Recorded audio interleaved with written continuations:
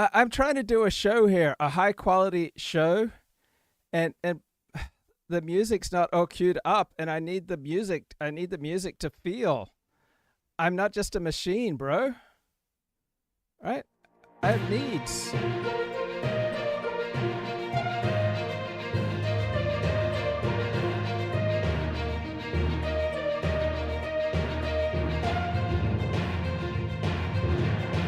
Okay, that's much better. Now I'm sorted, but I'm not fully sorted because I got to tell you the following anecdote that I need to share with you. It's so raw.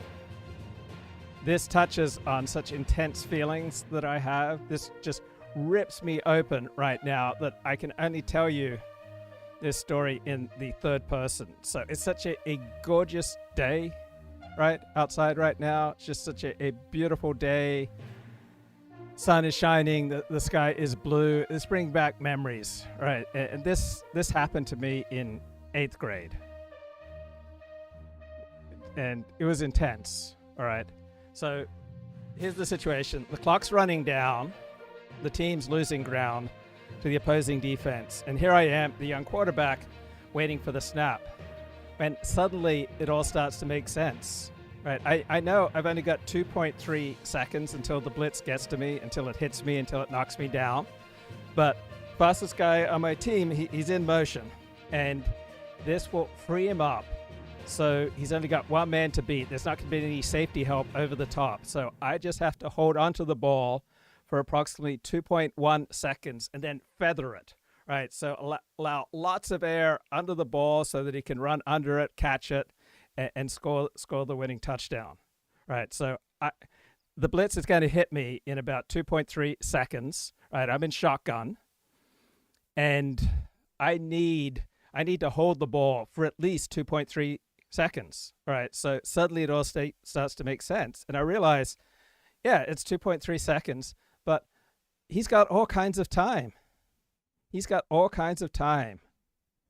And so one of the worst things to be told is this needs to be done yesterday, or you should have got started on this yesterday. And I had a mentor, Ellis Kuby. He did something called network spinal analysis. And when he'd deliver the network spinal analysis, he'd say, time is on your side. Right? Such a beautiful thought. Now, before I can finish this story, let me just check that we're streaming. When I ask these questions. So I think just the Democrats are in a really challenging position. Something I've been thinking about since the election is, for my entire adult life, liberals have defined the center of the country as socially liberal, fiscally conservative, kind of like New York Republican. I think conservatives would define the middle as socially conservative, fiscally liberal. And I think we have a different kind of electorate now. So, Sean and Dan, I'd love to get your take on this. My take is that the country is socially libertarian and fiscally self-interested, where it's, I don't care what you do, but don't tell me what to do. And what do I get for my tax dollars? It's kind of like the broad base, like sentiment and vibe that I see. So would love to just get your take there. Sean. I think. Wow, that was amazing analysis, and we are live. So now it's okay for me to tell you the rest of the story, as Paul Harvey would say. My father was a big Paul Harvey fan, and so that would often play. What about noon? That's when Paul Harvey would. Did I watch the Two-Way Table 17? I did not. But anyway, back to the story. So I need a little more time. So I take a few steps back because I'm under attack. Right, but I know that no one can touch me now, right? I just seem so at ease. There's this strange inner peace. It's all that I'm feeling somehow, right? I think of my mother. I think of my bride-to-be. I think of my father and my younger brothers gathered around the widescreen TV. So I look to the left. I look off the safety. I look to the left. Then I look to the right, as though I'm just going to drop it off to the running back. And there, in a golden ray of light, is my open man, just like I planned, right? The whole world is mine tonight. I just feather that ball, let the wide receiver run under it. And I had all kinds of time, right? As soon as I release it, I get hit, but I had all kinds of time. And so I love that analysis by Ellis Kuby that time is on your side. Not that it's factually true, but thinking that you should have done something yesterday or you don't have enough time, that's one of the biggest causes of unnecessary muscular compression. So it may be absolutely factually and logically and philosophically and ontologically and theologically true. But what it does is cause increased muscular tension, which delivers a lower level of performance. So instead, you just take the attitude, I've got all kinds of time. Time is on my side. And you just free up, right? You let go of all sorts of layers of unnecessary tension and compression. You can perform at a much higher level. And so it's one of those beliefs that may be completely factually false, but I love it, right? He's got all kinds of time. Time is on your side. My hero, Stephen Miller. I'm such a big Stephen Miller fan. All right, here we go. Department of Education. The why. Why is the administration looking to dismantle the DOE? And how? Like so many other executive orders of the administration, will this one also be challenged and delayed by a federal district judge somewhere in the United States? Let's get into all that with White House Deputy Chief of Staff for Policy and Homeland Security, Advisor Stephen Miller, who joins me now. Stephen, great to see you. Thanks for joining us as we await this event from President Donald Trump. Let's start working through those questions, if we might, together. Why is the administration looking today to issue executive orders to dismantle the Department of Education? Well, as we know, the Department of Education here in Washington, D.C. is overwhelmingly staffed by radical left Marxist bureaucrats who are in every way hostile to Western civilization, hostile to American interests, and hostile to our founding documents and culture. And so they are using their position and influence inside the Department of Education to try to force agendas like radical gender ideology, like critical race theory, like diversity, equity, and inclusion, and all kinds of anti-America curricula and policies on the American people, on our students, on our children. So it's taking away from parents the ability to control and direct the education of their own kids, of their own families.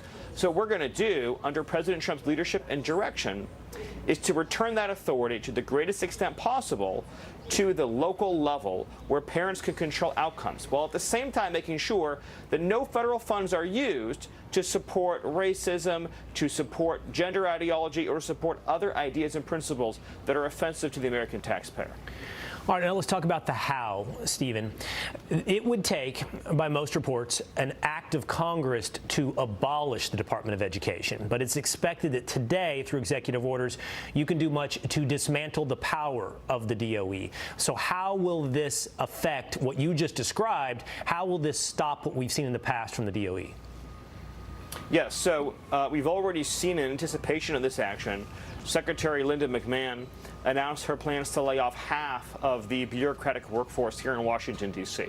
Obviously, those efforts are going to be scaled up, and so a major thing the president has full and complete control over is the federal workforce. Now, you mentioned a district court judge inevitably will try to interfere in that, but the president and the president alone has the authority to lay off federal workers, to decide how many people he needs to execute that mission. Congress has never set, this is an important point, Congress has never set an employment floor for the federal government or for departments of the government like the Department of Education. There's no floor. In other words, you don't have any minimum number of employees you have to have. So a big part of this is just shrinking that workforce down to its core minimal functions, and then working to give those funds over to states and over to communities and over to localities so they can direct how they're spent, but again, with guardrails. No money for racism, no money for men and women's sports, no money for critical race theory or illegal DEI policies. But beyond those guardrails, it's saying you can direct and control the education of your children. And then taking other functions to do with workforce development, to do with, for example, student loans, and considering whether or not those can be better administered by other departments of the federal government. And so we'll analyze and look at those programs, ensure no interruption in any way of any benefit provided to the American people, but ask whether it can be better administered elsewhere, more effective, more timely, more responsive. I believe, Stephen, we are about 2 minutes away from this executive order signing there at the White House. So I'm going to ask you this final question, which you've already alluded to, and so have I. Like so many other executive orders, I would imagine This is awesome. you expect this to be I challenged love in it. court. You expect a ruling Time may change from me, some but I federal district can't judge change out time. there. How are you preparing? It seems people are got suggesting all kinds none of of this time, is a guy. surprise to you or the administration. time. All of the challenges from these federal district got all kinds judges of across the time. country, not a surprise. So Right. what is the intended outcome? So, to arrive at the they say Supreme Trump Court has and no do time. what? He's got all Our kinds of time. objective, one way or another, is to make love clear it. that the district courts of this country do not have the authority to direct the functions of the executive branch. Period. We have co-equal branches of government. A district court judge is one of 700 within the district court. And then on top of that is the circuit. And on top of that is the Supreme Court. An individual lone district court judge is not and never could be the co-equal of the President of the United States. And we're also going to establish that each branch of government is not only co-equal, but has different duties. In other words, Congress writes the bills. The president can't show up to Congress and introduce a bill or amend a piece of legislation. Congress can't show up in a courtroom and issue a ruling. A district court judge cannot pretend he sits in the Oval Office. So co-equal also means that they are separate. Each branch has different duties, and no district court judge can assume the duties of the President of the United States. And we are hoping the Supreme Court will provide that clarity. But one way or another, this will be established so that we can regain control of democracy in this country, so Americans can vote for a president, and that president can implement the lawful agenda Americans voted for. Stephen, is there an overarching victory for you from the Supreme Court, or is this a piecemeal approach that you're describing where each and every one of these preliminary injunctions? Okay, great job there, Stephen Miller. Keep an eye. I want to see this Trump executive signing. But I've got so much wisdom to share with you that I've garnered from my time with Grok. It's just been amping up. My relationship with Grok, honestly, it's going to the next level. It's just been so intense, particularly the last few days. I'm just milking that. So, one question I asked Grok, the last question that I asked Grok, why was big law so heavily on the side of same-sex marriage? Right, big law, right? Those massive elite law firms like Skadden, Latham, Cravath threw significant weight behind same-sex marriage, especially in the lead-up to Obergefell versus Hodges. Right, their support wasn't just casual. They filed amicus briefs, they lobbied, they took pro bono cases to push the cause. According to Grok, it's a mixture of pragmatism, culture, and client-driven incentives. So the client base wanted it, the talent pipeline wanted it, so the big firms recruited from the top law schools that leaned heavily left. So by the 2010s, marriage equality is a litmus test for young lawyers. So the big firms didn't just cave to work pressure, they marketed themselves as inclusive to win the war for prestige hires. So pro bono work on gay rights cases became a flex. Good PR, happy associates. Third, the legal elite's self-image. Big law thrives on being seen as forward-thinking, not reactionary. Okay, so did big law allow its attorneys to argue the case of the traditional definition of marriage, or did big law suppress this?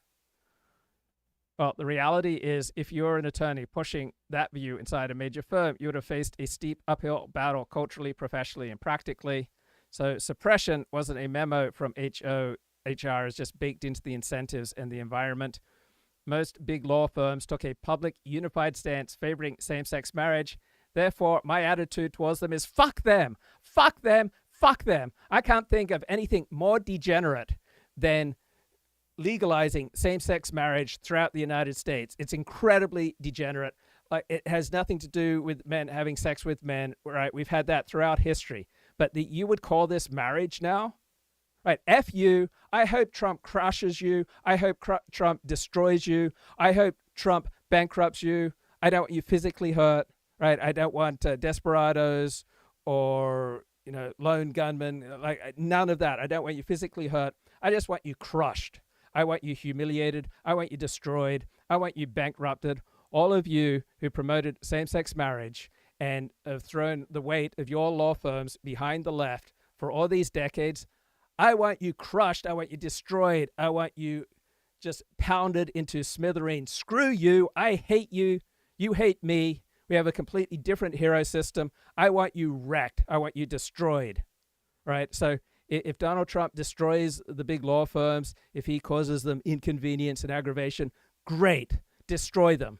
Destroy them, destroy them. They are filth, absolute filth. They turned my country into filth. Screw you. I hate you. I want you destroyed. There's nothing that Trump can do to big law legally that would bother me. Let's just pound them into the ground, because big law would not allow its attorneys to argue the case for a traditional definition of marriage. They are all on board with promoting same-sex marriage. So you made my country a sewer. I hate you. I want you destroyed. Right? There's a good reason to ask in Jewish law, if in a country now so legally degenerate as the United States, is a Jew even allowed to live here anymore?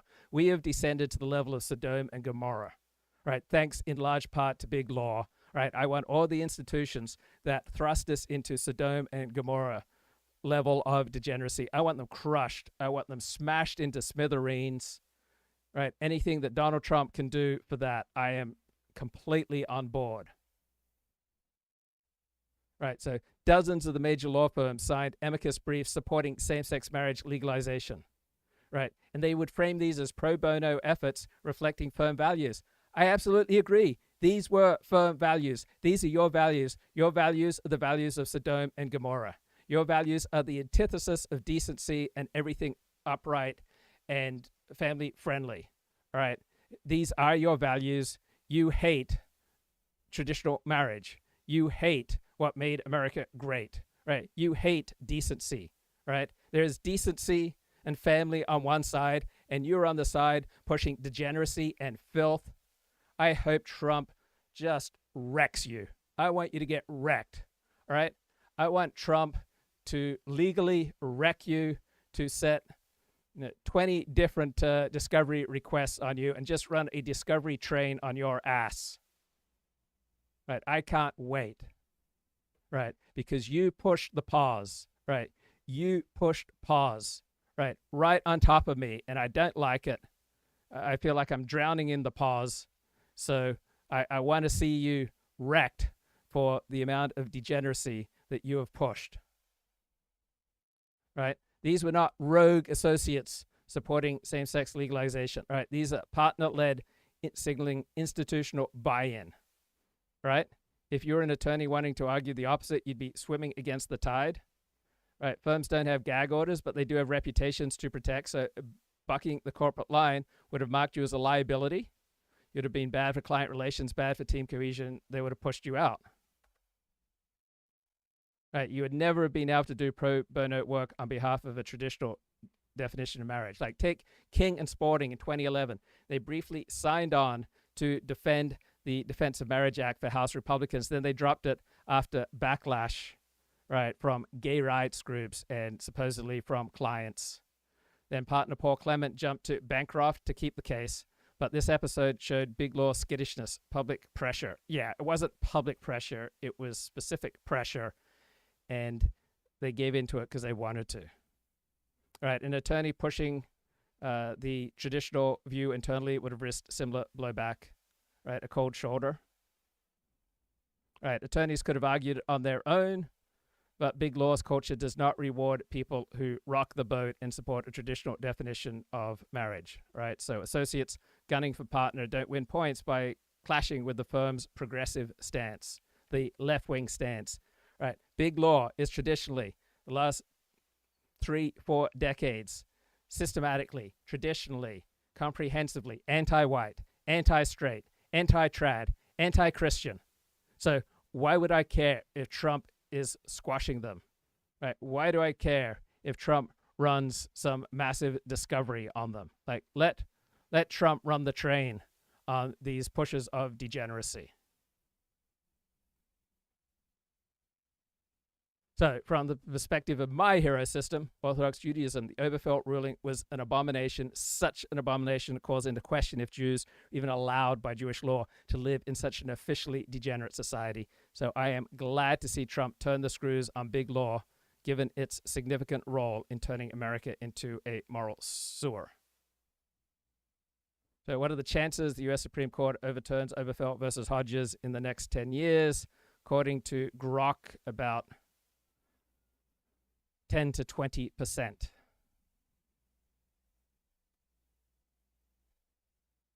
To meet those targets. Now, the reality, though, on that goal is that it incentivized schools to push failing students ahead. How about Common Core?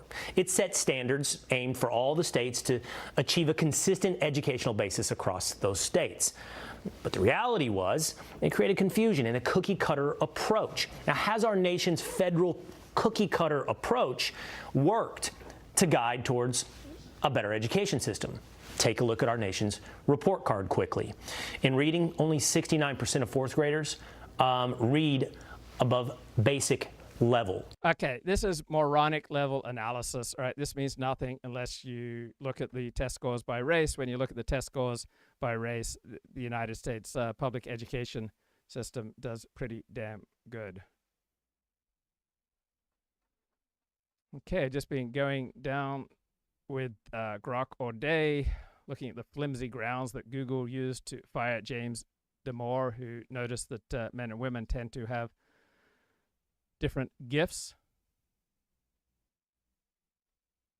Kind of be funny if Trump administration crushes Google.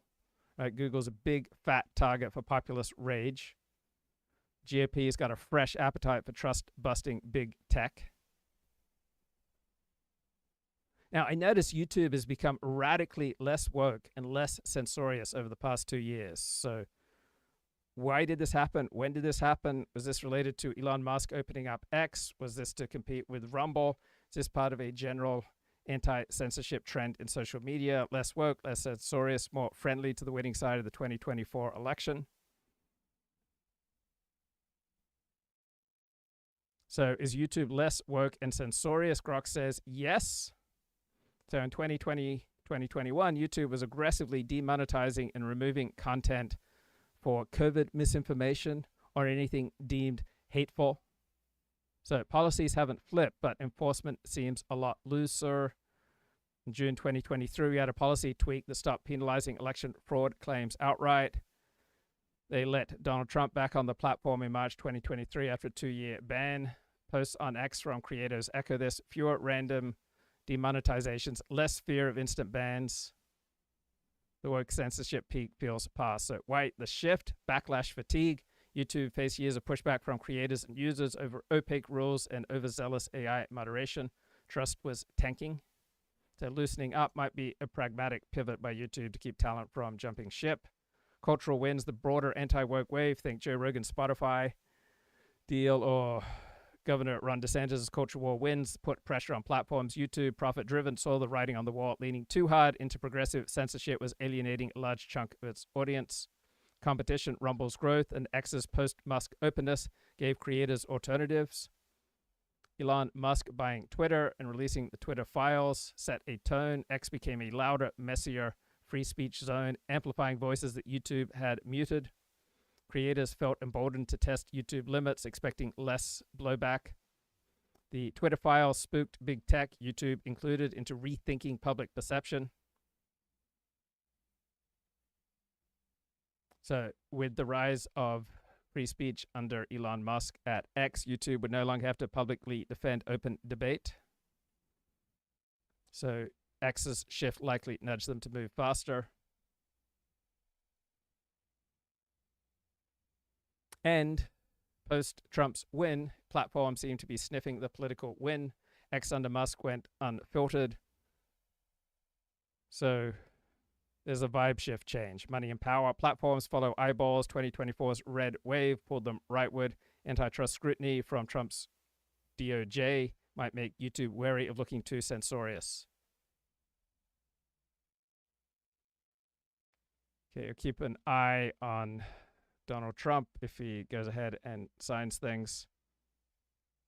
Really enjoyed this conversation on the California Review with Nathan Cofnas.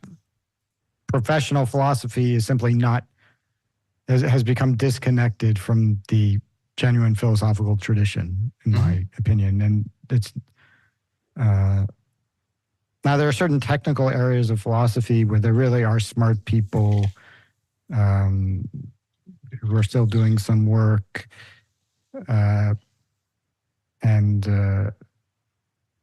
philosophy is supposed to be more than that, and now it's just become impossible to do actual philosophy on many areas in the academy. Yeah, that goes into the same problem, like the physics problem, which is like, the conversation just becomes like just a lot of like really, a lot of neologisms, and like it becomes this like private language so that there's no oversight. So these people can have their jobs and no one really knows what they're doing. And it's just like it's disconnected. My first Substack post, why we need to talk about the right stupidity problem, which is Okay, so the other guy in this interview with Nathan Cofnas is Cameron Adair. He started up the California Review. He also brought Curtis Yarvin to UC Berkeley. So apparently Cameron Adair is a graduate Berkeley student. So I have no time for Curtis Yarvin, but what the hell? No, is there this? You know how Jewish Orthodox Jews surround their nests or hives with an eruv, which is a wire. Do you know what the eruv? I've never heard of this. No. So there are various. Sorry. I know. Am I pronouncing it the right way? Eruv. Eruv. It basically there's a certain ritual protection that being surrounded by a wire gives you in Orthodox Judaism. I don't know what it means exactly. Does anyone? Kind of like a mezuzah type of thing. Yeah, it's some kind of magical spiritual protection. It transforms a public space into a private space so it allows you to carry on the Sabbath. Protection, basically. It's like a space between private and public spaces, and being inside the room puts you within the private space, so you can carry stuff outside of your home on Sabbath. Right. Perfect. Makes total sense. Well, anyway, I feel like there should be one of those around the Berkeley campus, but Yeah, it's just social and implied. Just socially implied. Okay, so I should do a proper intro. Curtis Yarvin, computer scientist, formerly.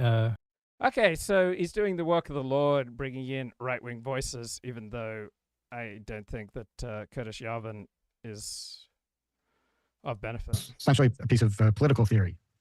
After I wrote it, I spent 5 minutes thinking about whether I should try to submit it to a peer-reviewed journal. And, well, the obvious conclusion was they're going to ruin it. They're going to make me rewrite it. Agreements so in that various locations to unlock rare earths and minerals and lots of other things all over the world. But in particular, Ukraine, we're doing very well with regard to Ukraine and Russia. And one of the things we are doing is signing a deal very shortly with respect to rare earths with Ukraine, which they have tremendous value in rare earth, and we appreciate that. And we spoke yesterday with, as you know, President Putin and President Zelensky, and we would love to see that come to an end, and I think we're doing pretty well in that regard. So hopefully we could save thousands of people a week from dying. That's what it's all about. They're dying so unnecessarily, and I believe we'll get it done. We'll see what happens, but I believe we'll get it done. Today we take a very historic action that was 45 years in the making. In a few moments, I will sign an executive order to begin eliminating the Federal Department of Education once and for all.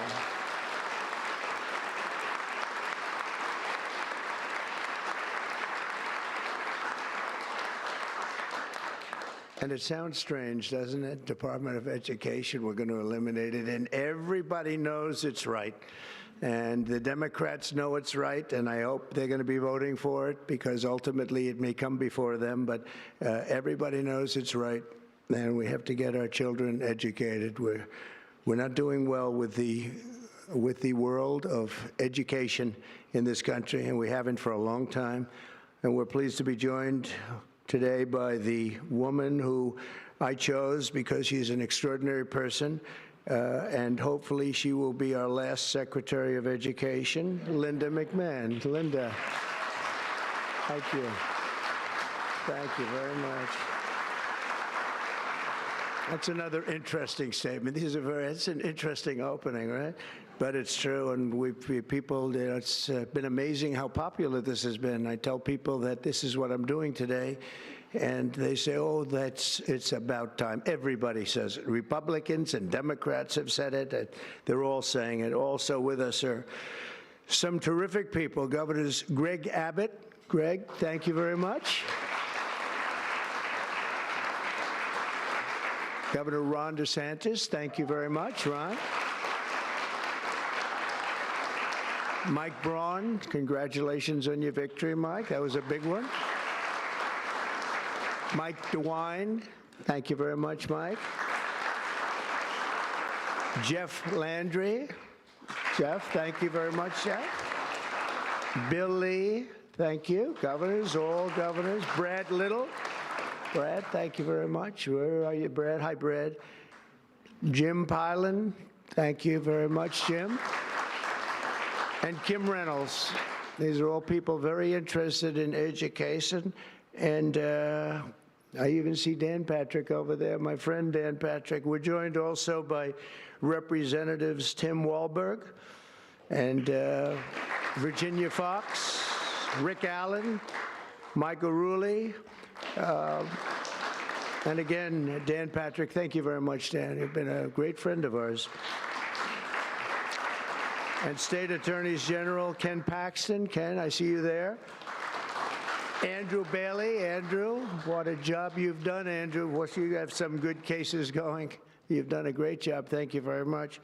And co-founder of Moms for Liberty, Tiffany Justice. She's been a hard worker. Thank you. Thank you, thank you, Tiffany. When President Carter created the Federal Education Department in 1979, it was opposed by members of his own cabinet, as well as the American Federation of Teachers, the New York Times editorial board, and the famed Democrat Senator Daniel Patrick Moynihan. History has proven them right, absolutely right. After 45 years, the United States spends more money on education by far than any other country, and spends likewise by far more money per pupil than any country, and it's not even close. But yet, we rank near the bottom of the list in terms of success. It's an amazing stat. Those are two stats you don't want. The most money spent per pupil, and you're at the bottom of the list. And that's where we are, like it or not, and we've been there for a long time. 70% of 8th graders are not proficient in either reading or in math, 70%.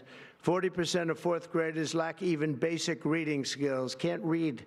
Students in our public elementary and middle schools score worse in reading today than when the department opened, by a lot. In Baltimore, 40% of the high schools have 0 students who can do basic mathematics. So I just got a phone call from Network News team about this murder story. So I knew this guy here on the right, Robert Baker, right? He entered the no contest plea to killing 48-year-old Fabio Sementilli. So he was sentenced to life in prison without the possibility of parole. He killed the celebrity hairdresser January 23, 2017. And he planned, well, he was in love with the dude's wife, Monica Sementilli. So when I knew Rob Baker, he was a manager, right? He managed Dee and Carmen Lavana. So very chill, easygoing guy. So I don't remember him murdering anyone. So this is a different bloke than I knew. But after he quit managing adult stars, he found employment in various low-paying jobs. He worked as a racquetball coach. And he met Monica Sementilli at Woodland Hills LA Fitness. And he pled guilty to murder. And there you go. There are some Republicans, but not too many, I have to be honest with you. But the department's useful functions, and such as, and they're in charge of them, Pell Grants, Title I funding, resources for children with disabilities and special needs will be preserved, fully preserved. They're all going to be so. If you look at the Pell Grants, supposed to be a very good program, Title I funding and resources for children with special disabilities and special needs. They're going to be preserved in full. and redistributed to various other agencies and departments that will take very good care of them. And that's very important to Linda, I know, and it's very important to all of us. But beyond these core necessities, my administration will take all lawful steps to shut down the department. We're going to shut it down and shut it down as quickly as possible. It's doing us no good. We want to return our students to the states where just some of the governors here are so happy about this. They want education to come back to them, to come back to the states, and they're going to do a phenomenal job. You know, if you look, Denmark, Norway, Sweden, I have to tell you, I give them a lot of credit. China's top 10. And so we can't now say that bigness is making it impossible to educate, because China is very big. But you have countries that do a very good job in education. And I really believe, like some of the governors here today, from states that run very, very well, including a big state like Texas, but states that run very well are going to have education that will be as good as Norway, Denmark, Sweden, and those top, Finland, those top countries that do so well with education. I think they'll do every bit as well. Okay, the reason they do so well with education is not because of any unique educational technologies they use. It's because they've got great students, right? Problem's not with our teachers. Problem's not with our teacher unions. It's not with the left, all right? It's more a matter of demographics. So, Kip is back. Says it's only a matter of time before YouTube adds an anti-grok Wikipedia message if the AI can make mild-mannered 40 a full-fledged extremist within 100 searches. Hail grok. Richard Nixon was right to say we acknowledge them, but damn it, we shouldn't glorify or celebrate them. Once the churches embraced the woke stuff, their days were numbered. What gets me even more is seeing the Bradley Chelsea Manning permeate our military. Rare earth, very magical word that means very little, but it sounds good. Rare earth must be special. Notice how Trump doesn't recognize people who are no longer among the living, unlike Sleepy Joe. Has any of Trump's first 2 months resembled the Project 2025 agenda? Yes, the whole thing. The Democrats were trying to paint a gloomy 1939 Germanic picture of the Trump Project 2025 agenda, but the Democrats were more right than the Republicans in the Trump campaign. Can we please preserve these agencies in amber for posterity's sake?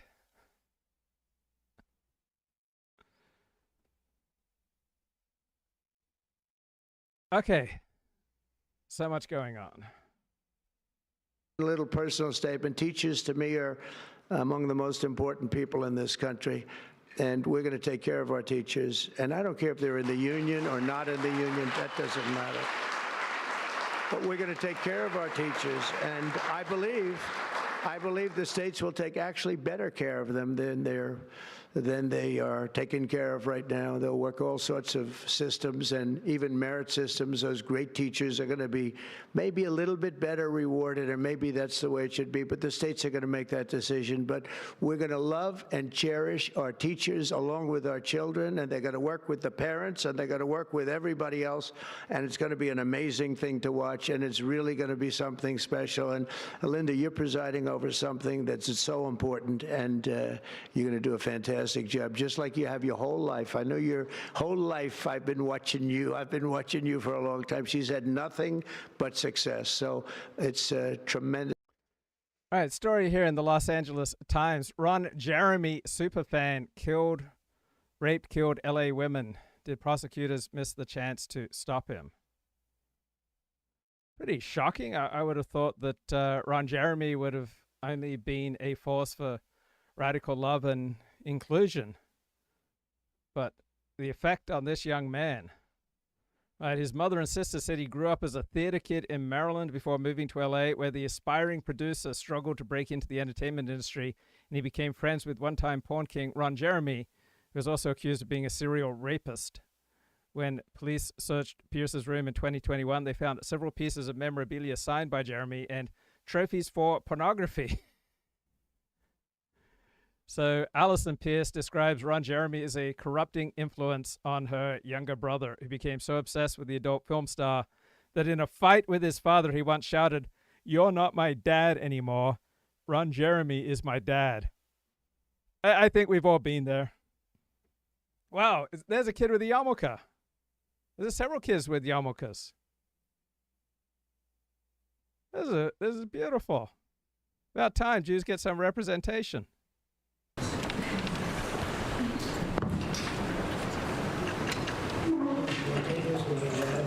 was very lucky. I signed another document that turned out to be very good for the country, and I said, let's use that same pen. I don't know, is anybody superstitious? Ron, are you superstitious? Let's use that same pen.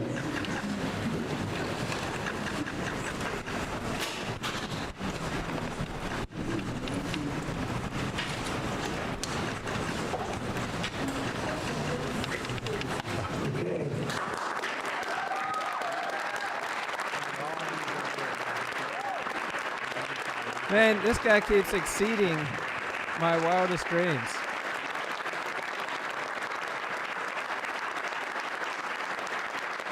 He just keeps getting better. And a great photo.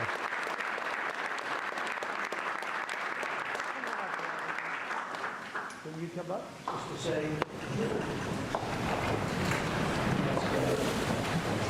Look at those kids. Big factory here. Good luck. Linda McMahon of wrestling is dismantling the education department.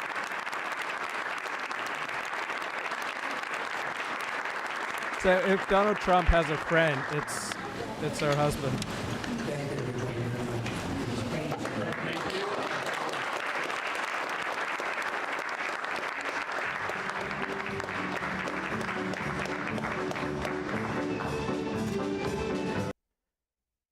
Okay, Ron Jeremy, super fan.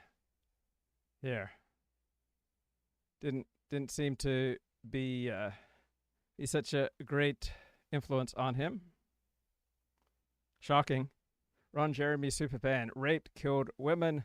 David Bryant Pierce.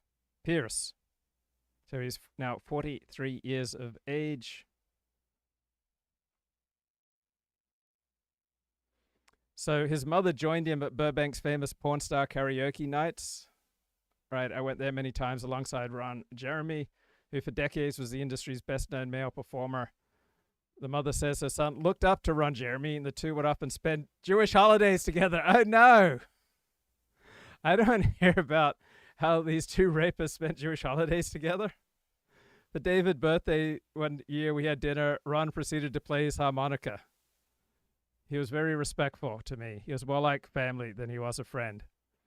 Pierce even began dating a woman in 2019 who worked for Ron Jeremy.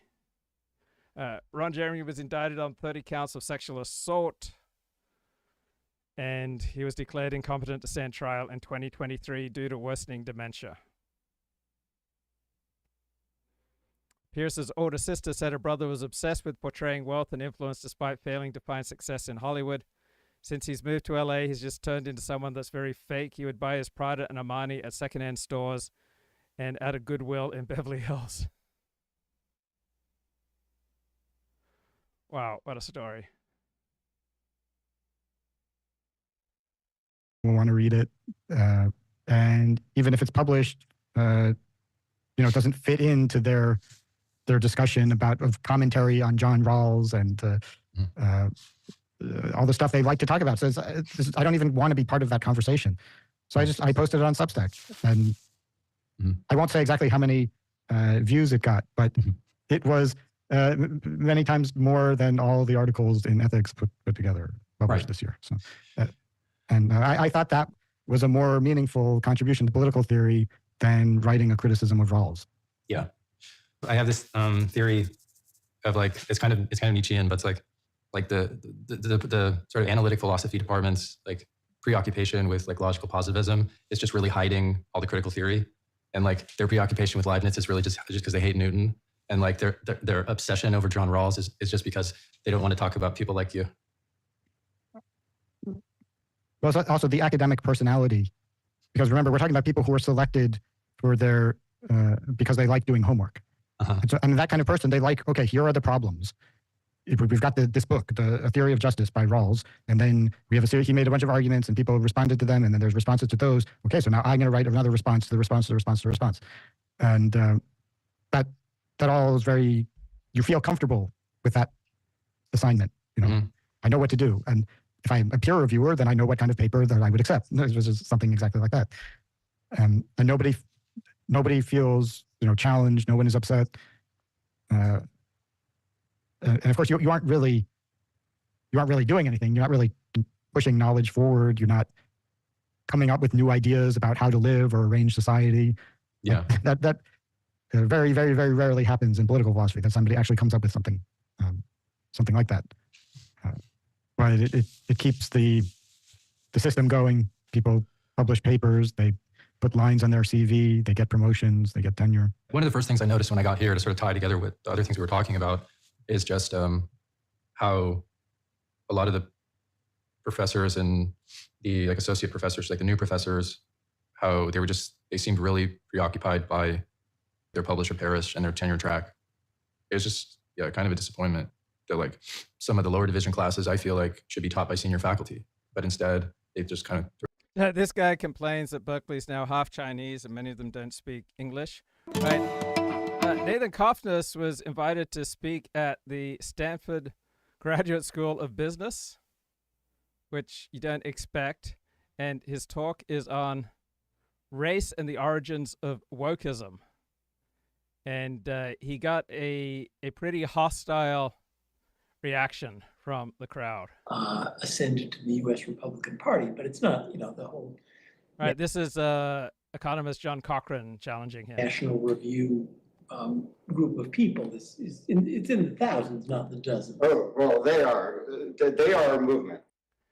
So he normally in an academic seminar, you get to give your presentation and then there are questions. But these Stanford conservatives, classical liberals, they were just peppering him with interruptions from the get-go. Now, the question is whether, why do they fail to attract elites in serious numbers? Why are they losing the competition? Anyway, please go ahead. So that's... I don't think we want to continue this because it's not really relevant. But I will say to you that I think you're making an assumption that because a lot of these people are quiet, they support wokeism. I mean, if you speak to the top business people and everything, almost uniformly, they think wokeism is nonsense, right? But they're just quiet because it's not in their economic interests to oppose it. So why isn't it in their economic interests? Now, a big reason for that, as will come up later, is employee demand.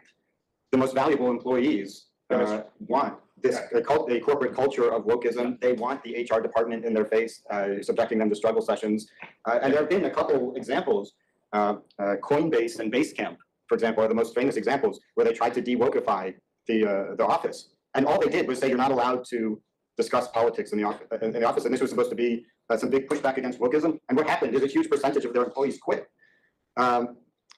So if there were so many great anti-woke employees, and then there would be some businesses that would try to compete for those people. But it just turns out that the most valuable employees tend to lean woke, tend to want this stuff, and that's a big part of what's driving it. Okay. So now, what is wokeism? We've been talking about wokeism.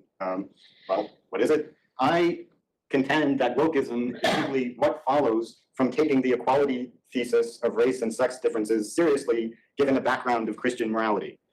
So suppose you seriously believe that all socially important traits are distributed equally among all human populations, and yet we see massive disparities among different populations. After generations of intense efforts to try to correct them. So wokeism simply says we have to do whatever it takes to equalize outcomes. And we know that the disparities can't be due to genes because we're committed to the equality thesis. So it's got to be some environmental factor that causes a 15 to 20 point IQ difference between populations, and that causes huge disparities in wealth and education and health and all the rest of it.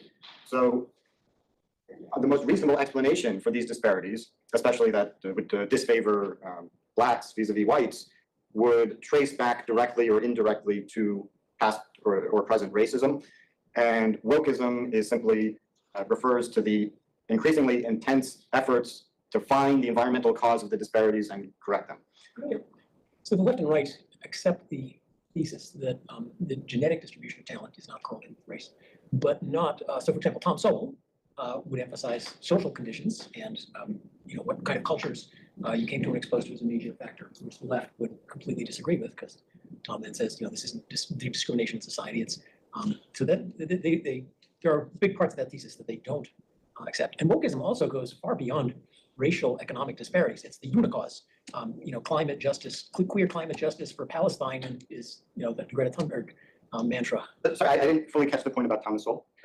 So the thesis that the distribution of talent among races is nearly equal is accepted, but that means, therefore, anything left is from discrimination or unjust societies is not uniformly accepted. And an example is Tom Sowell, who says, yeah, blacks are plenty smart, but they inherit sort of a Scotch-Irish honor culture, from the South that has been very economically damaging to them. So now I argue that he is not really taking this seriously, at least in a way that tends to appeal to the majority of smart, educated people. And in fact, Sowell has been saying this stuff for decades, and it remains a very niche view among the Hoover Institution and National Review crowd. You're left and right. So it's, yes, please go ahead. I mean, it's a very small, unsuccessful theory. I argue and incorrect. Besides being incorrect from a scientific theory, from a scientific perspective, I've written about this in detail.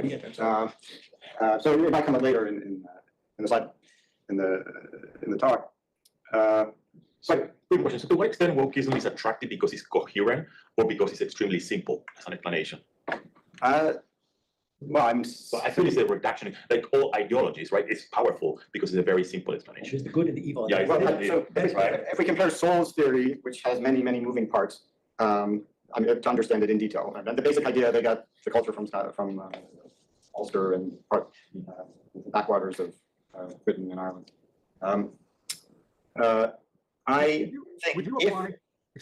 Would you apply the same logic to why intellectuals supported communism much more than a common person, and that you would say communism was more intellectually coherent than capitalism, or does the argument differ in that respect? I think that's a completely different scenario, and there were. The majority of supporters of communism, though, you would say were intellectuals, right? Well, I don't know about that. I mean, many intellectuals supported it, many non-intellectuals supported it. I think. So there are some great YouTube comments on this, because normally in an academic seminar, the speaker gets to give his presentation, right? And then there are questions, right? Normally in an academic seminar, you're not receiving all these unprompted interruptions. So here are the comments at YouTube. A brilliant and original thinker, nearly suffocated by aging, self-sufficient professors who get distracted by details, fail to see he's on their side, and that he represents the most coherent approach to win this fight. So Nathan Cofnas presented his theory of wokeism to the Classical Liberalism Initiative at Stanford University. He received a rough ride from the audience with many hostile questions.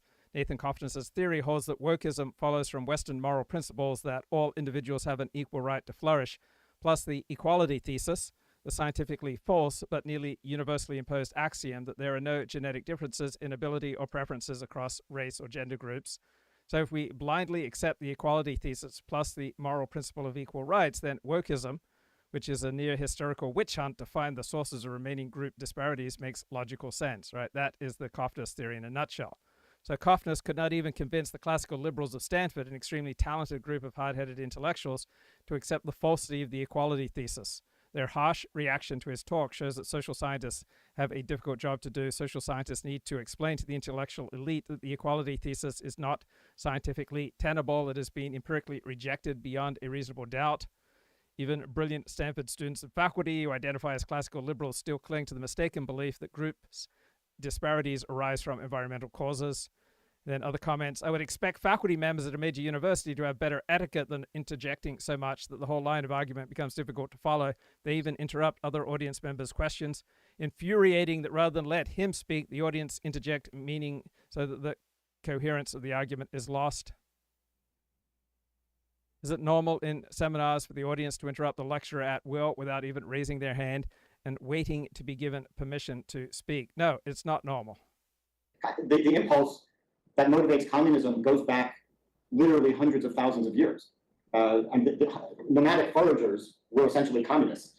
So it's not totalitarian communism of the 20th century. It's not egalitarian for it. It took a new form. And it is true that the people who are woke today are the children and grandchildren of people who were good communists in progressive America in the 1930s and good lefties in the 50s and 60s, and with the anti-war and anti-nuclear. And now they're all to some extent, but even the establishment right is leaning toward wokeism in many ways, and they don't have the confidence to push back against wokeism in the way that they were against communism.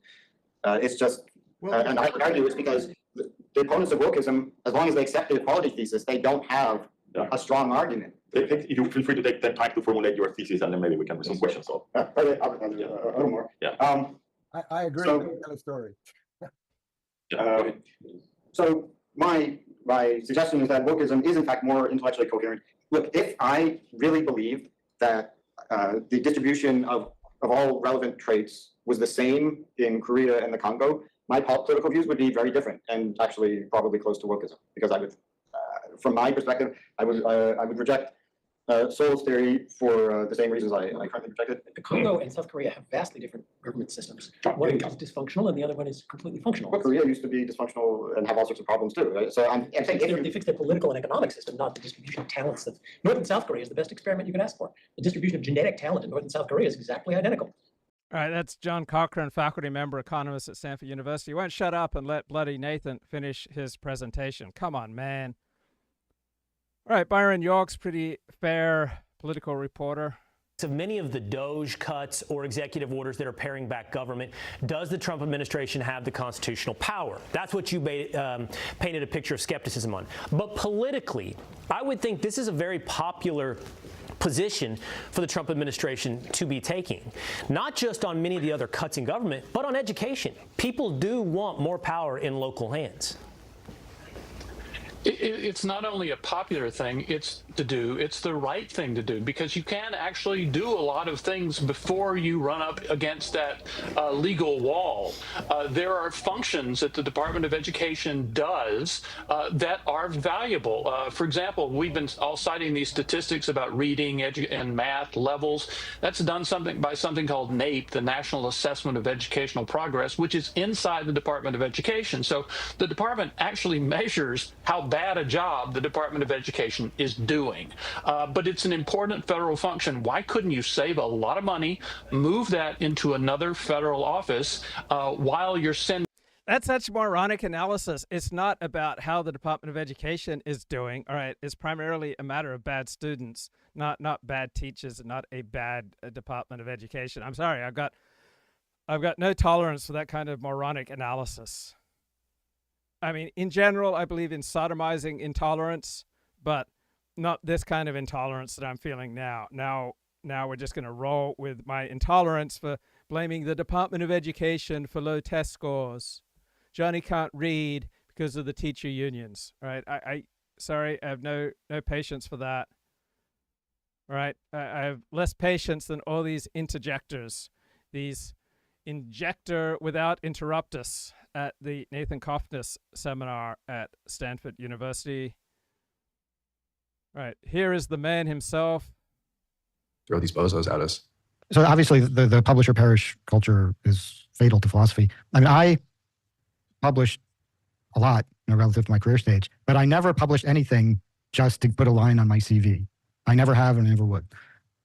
And okay, so now as it happened, I wrote a bunch of stuff that I did want to publish in journals and was suited to journals. So I have a large number of publications, but recently I developed an interest in what I think of as political theory, and I just don't care about publishing it in journals. I just post it on Substack.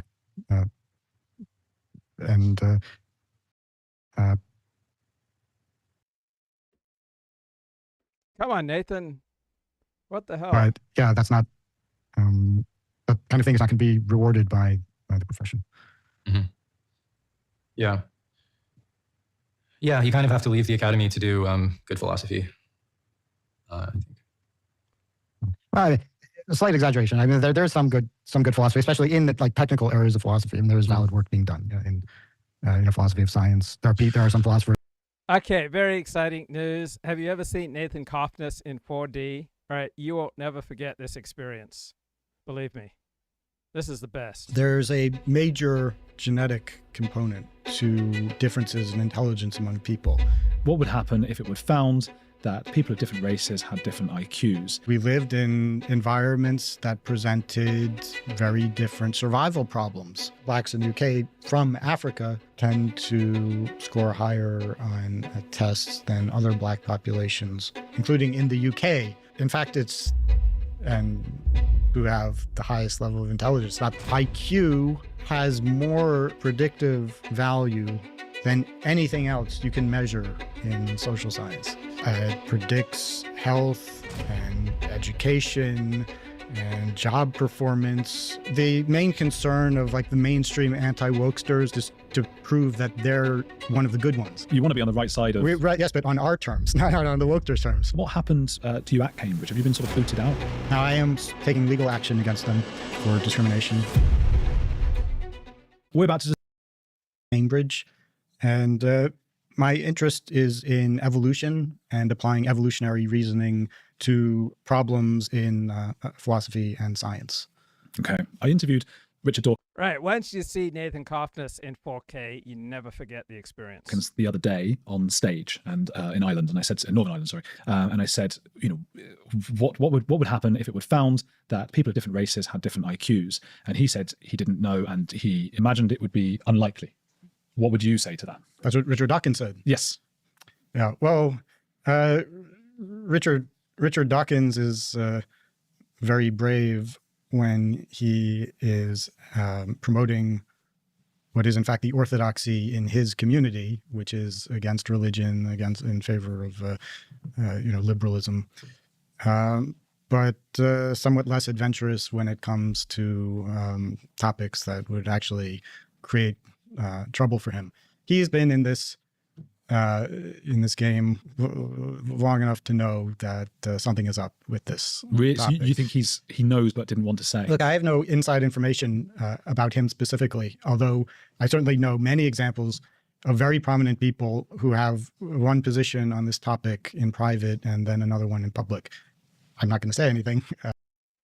No, you're not answering the question. I've spoken with a young black female student. No, you'll listen to me. No, you'll listen to me. Doctor, we do it my way.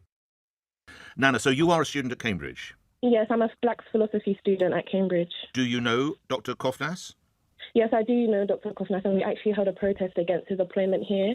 And I think the main issue when it comes down to his research and what he says is the fact that as a university, they also have a duty of care to us students, and the issue is the proportion of black students is not a lot at Cambridge, and when instances like this happen, we tend to feel overlooked and very. Good morning. Right, good morning. So my background is in the philosophy of science, particularly biology, philosophy of biology and ethics.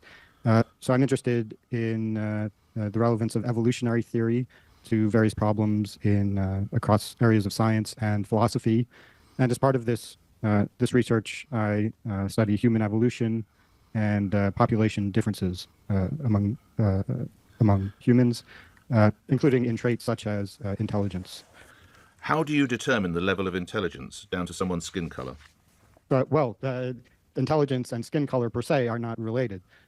So there are population differences in the means and distributions of scores on intelligence tests. So you're really saying your research prompts you to believe that in a meritocratic world, black people would only excel in sport and entertainment? Well, that was not my quote, and in fact, that's a false, obviously a false claim. Well, I have the blog here. I'm in a meritocracy. Harvard, referring to Harvard, the university, will be recruited from the best of the best students, which means the number of black professors would approach 0%. Blacks would disappear from all high-profile positions outside of sports and entertainment. Doctor, I can read on. I've got it in front of me. Right. Okay, so I think you left out an almost there. Blacks would disappear from almost all high-profile positions outside of sports and entertainment. But note the preceding. But how can you say that? Preceding sentences. Under a colorblind system that judged applicants only by academic qualifications, blacks would make up 0.7%. But I ask again, how can you say that? Right, because I'm quoting Harvard. Harvard conducted an internal study in 2013, which I linked to, as you can see. What do you hope to achieve by this, Doctor? Well, I'm sorry, you brought up the question of how I could say that. Okay. So let's finish that. Briefly, so I'm saying that because Harvard said that. Okay. Why? Harvard has been sued successfully, found guilty of discriminating against Asian applicants. As part of that lawsuit, their discriminatory practices were revealed. What? The practices of awarding extra points to members right. of certain groups. Okay. They said that if admissions were based only on academic qualifications, blacks should be 0.7% of Harvard students, as opposed to the current approximately 14%. What would you say to black students at the University of Cambridge who've expressed their distress over this? Well, I should comment that statistical generalizations about different populations don't apply to all other populations. No, I wonder if I can bring you back to the question that I asked, Doctor, is what would you say, and I've heard from one already on the show, to black students at Cambridge who are distressed by this? Right, so I'm answering the question. Well, I'll deem if you are, actually, Doctor, so let's go ahead. What would you say to those students? Well, you're responsible for the questions. I'm responsible for the answers. You asked me what I would say. Here we go. This is what I would say. So statistical generalizations don't necessarily apply across in different countries and different societies. No, you're not answering the question. I've spoken with a young black female student. No, you'll listen to me. No, you'll listen to me. Doctor, we do it my way, okay? We're going to do it my way because you're on my show. Doctor, I have heard from a young female black student who has expressed her distress because of this, and she says it's already difficult enough to be a black student at the University of Cambridge, and this only makes her life and those of her friends who are also black tougher. So I wonder if we could get down to the meat of your answer to that. What would you say directly to that young woman? Okay, well, as I was saying, no, I'll skip. Please don't take me on a tour of academe. Just what would you say to that young woman? So are you? Well, I told you what I say. And you interrupted me, but I'll say that if your position is we're not allowed to talk about Harvard's own statistics about their admission, we're not allowed to talk about Harvard's admissions policy because somebody could pluck that statement. Your out of position context. is, Doctor, you can knowingly cause offence and distress because of the position you enjoy and the research you can point to. You can knowingly cause distress. Knowingly cause distress? Yes. I mean, people are distressed if you talk about the role of testosterone in sex. No, I'm not talking about the role. People... I don't know why you keep seeking to take me down another path. You're knowingly causing distress with black students on the University of Cambridge, and I'm saying that you feel that that's okay to do that. What do you mean I'm saying? I never said anything like that. Well, you've been trying to justify why this is done. I've asked you 3 times what you'd say to that young woman. You've declined to say that. Why are you asking me why it's justified to talk about Harvard's admissions policies, quoting Harvard's admissions statistics? Because of the impact that it has. A very strange question. Okay. Well, I don't have to answer why I question the questions I asked you, thank you. I do that because I'm representing the listeners who've all called in to me. Why do you suppose there's such a level of opposition to your appointment at Cambridge in the first place? Well, there was opposition last year. There was a petition to have me fired based on a peer-reviewed paper. I'm reading online. You found it difficult to get a post in the United States as well. If that's true, why do you suppose there's such global opposition to you, Doctor? I mean, there's a certain orthodoxy and political sensitivities that prevail, and so people who question orthodoxy at all times. So it never dawns on you that you might possibly be in the wrong, in that you can't get a post in the United States, and when you come to Cambridge, students protest against you. That's all their fault, not yours, Doctor.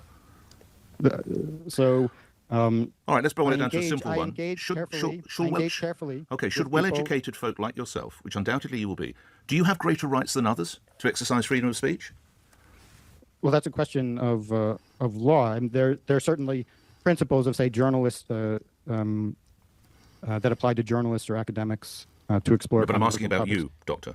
No, my journalist. Like, that's a question. I can't comment on English law. I'm not a lawyer. All right, okay. Thank you for your time. Dr. Nathan Cofnas is a Leverhulme Early Career Fellow in the... What a total idiot, this guy. I mean, what a joke that host was. He didn't have a clue what he was talking about. What a buffoon. Just a complete and utter buffoon there. Sad. Felt that he could have been smarter than that. He's the anti-woke guy. You think he knows but didn't want to say? Look, I have no inside information about him specifically. That was Nick I think it's cross-board. I don't know. I mean, that was such an insult to intelligent discussion, like for him, the way that he behaved. So they asked me to. I woke up and I had this email saying, "We want you to come on in 20 minutes or something." I'd missed the email.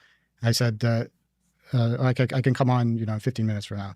They said, okay. And they asked me to send the article that was the subject of controversy. And so I sent it to them. And like 12 minutes later, I came on. And now Ferrari had not taken a break between the time I sent the article and when he was interviewing me. So he had absolutely no clue what he was talking about. It was just somebody, some producer, put it in front of him and said, "Look, this guy said this bad thing, and here's the quote that's bad." So he doesn't know who I am. He doesn't know what the topic is, why I said what I said, what the evidence is, nothing. And he's supposed to be this like conservative, anti-woke crusader. He's always going on about how he's against wokeism and I cancel culture or something. So just the context is that as a result of my my Substack post on the topic of race differences, it was called The Guide for the Hereditarian Revolution. There was a controversy at at the University of Cambridge and calls to fire me and so on. We can talk a bit about that later. Anyway, so he says, how could you say this? And he says, I talked to a black student at Cambridge who says that you're making her life bad by your presence there and by you expressing these ideas. I mean, exactly the same tactics that standard woke tactics, right, are now being employed by the anti-woke crusader. And it's kind of awkward for me because I don't really know what he's talking about. I can't comment on a student. I'm an employee at Cambridge, so that's not the way to have an intelligent, rational discussion, is to try to say, oh, somebody's offended by you. I don't think that Nick Ferrari was offended by you, really. I think it's just it's a way to continue this sort of, as you say, maybe being anti-woke and so on. But look how sensible I am. I'm going to get a real racist on and tell them off. Well, of course. So the main concern of like the mainstream anti-wokesters is to prove that they're one of the good ones, right? They're and just suck which we do want to be. You want to be on the right side of right. Yes, but on our terms, not on the wokesters' terms. Yeah, like we want to get it right. We want to be the good ones by, as you say, getting it right, and by not acting like the people who we claim to be opposed to. So then he reads me the statement that he doesn't like, which is that without affirmative action, the undergraduate population at Harvard would be 0.7% black. I said, how could you say this? Now, remember, he got this, was it 12, 14 minutes ago, and he didn't read it. So he's just reading it. Now, if he would click the link that I provided, he would see that the source is Harvard. Harvard said this. So explain that. Why Harvard said that? Well, because there was they were sued for racial discrimination against Asians in undergraduate admissions. In the course of it, they of course weren't announcing this. Oh, by the way, if we didn't have affirmative action, this is what would happen. They were forced to reveal this statistic. And then I just quoted what Harvard said, and that people had a tough time with that. So I told Ferrari, I said it because Harvard said it, and he just moved on. And he said, I've talked to this student, and she says that she's uncomfortable. Now he had actually interviewed. I've seen Ferrari and another journalist do this. Actually, several journalists. The Daily Mail published a fake quote about attributing it to me in their headline of an article, that in a meritocracy, there would be no black professors at Harvard, in quotation marks. That's what the Daily Mail said. And that's a false statement. There's a bell curve. There's a distribution of ability. There are highly intelligent blacks. In a meritocracy, there would be some black people who were on that far end of the bell curve, who would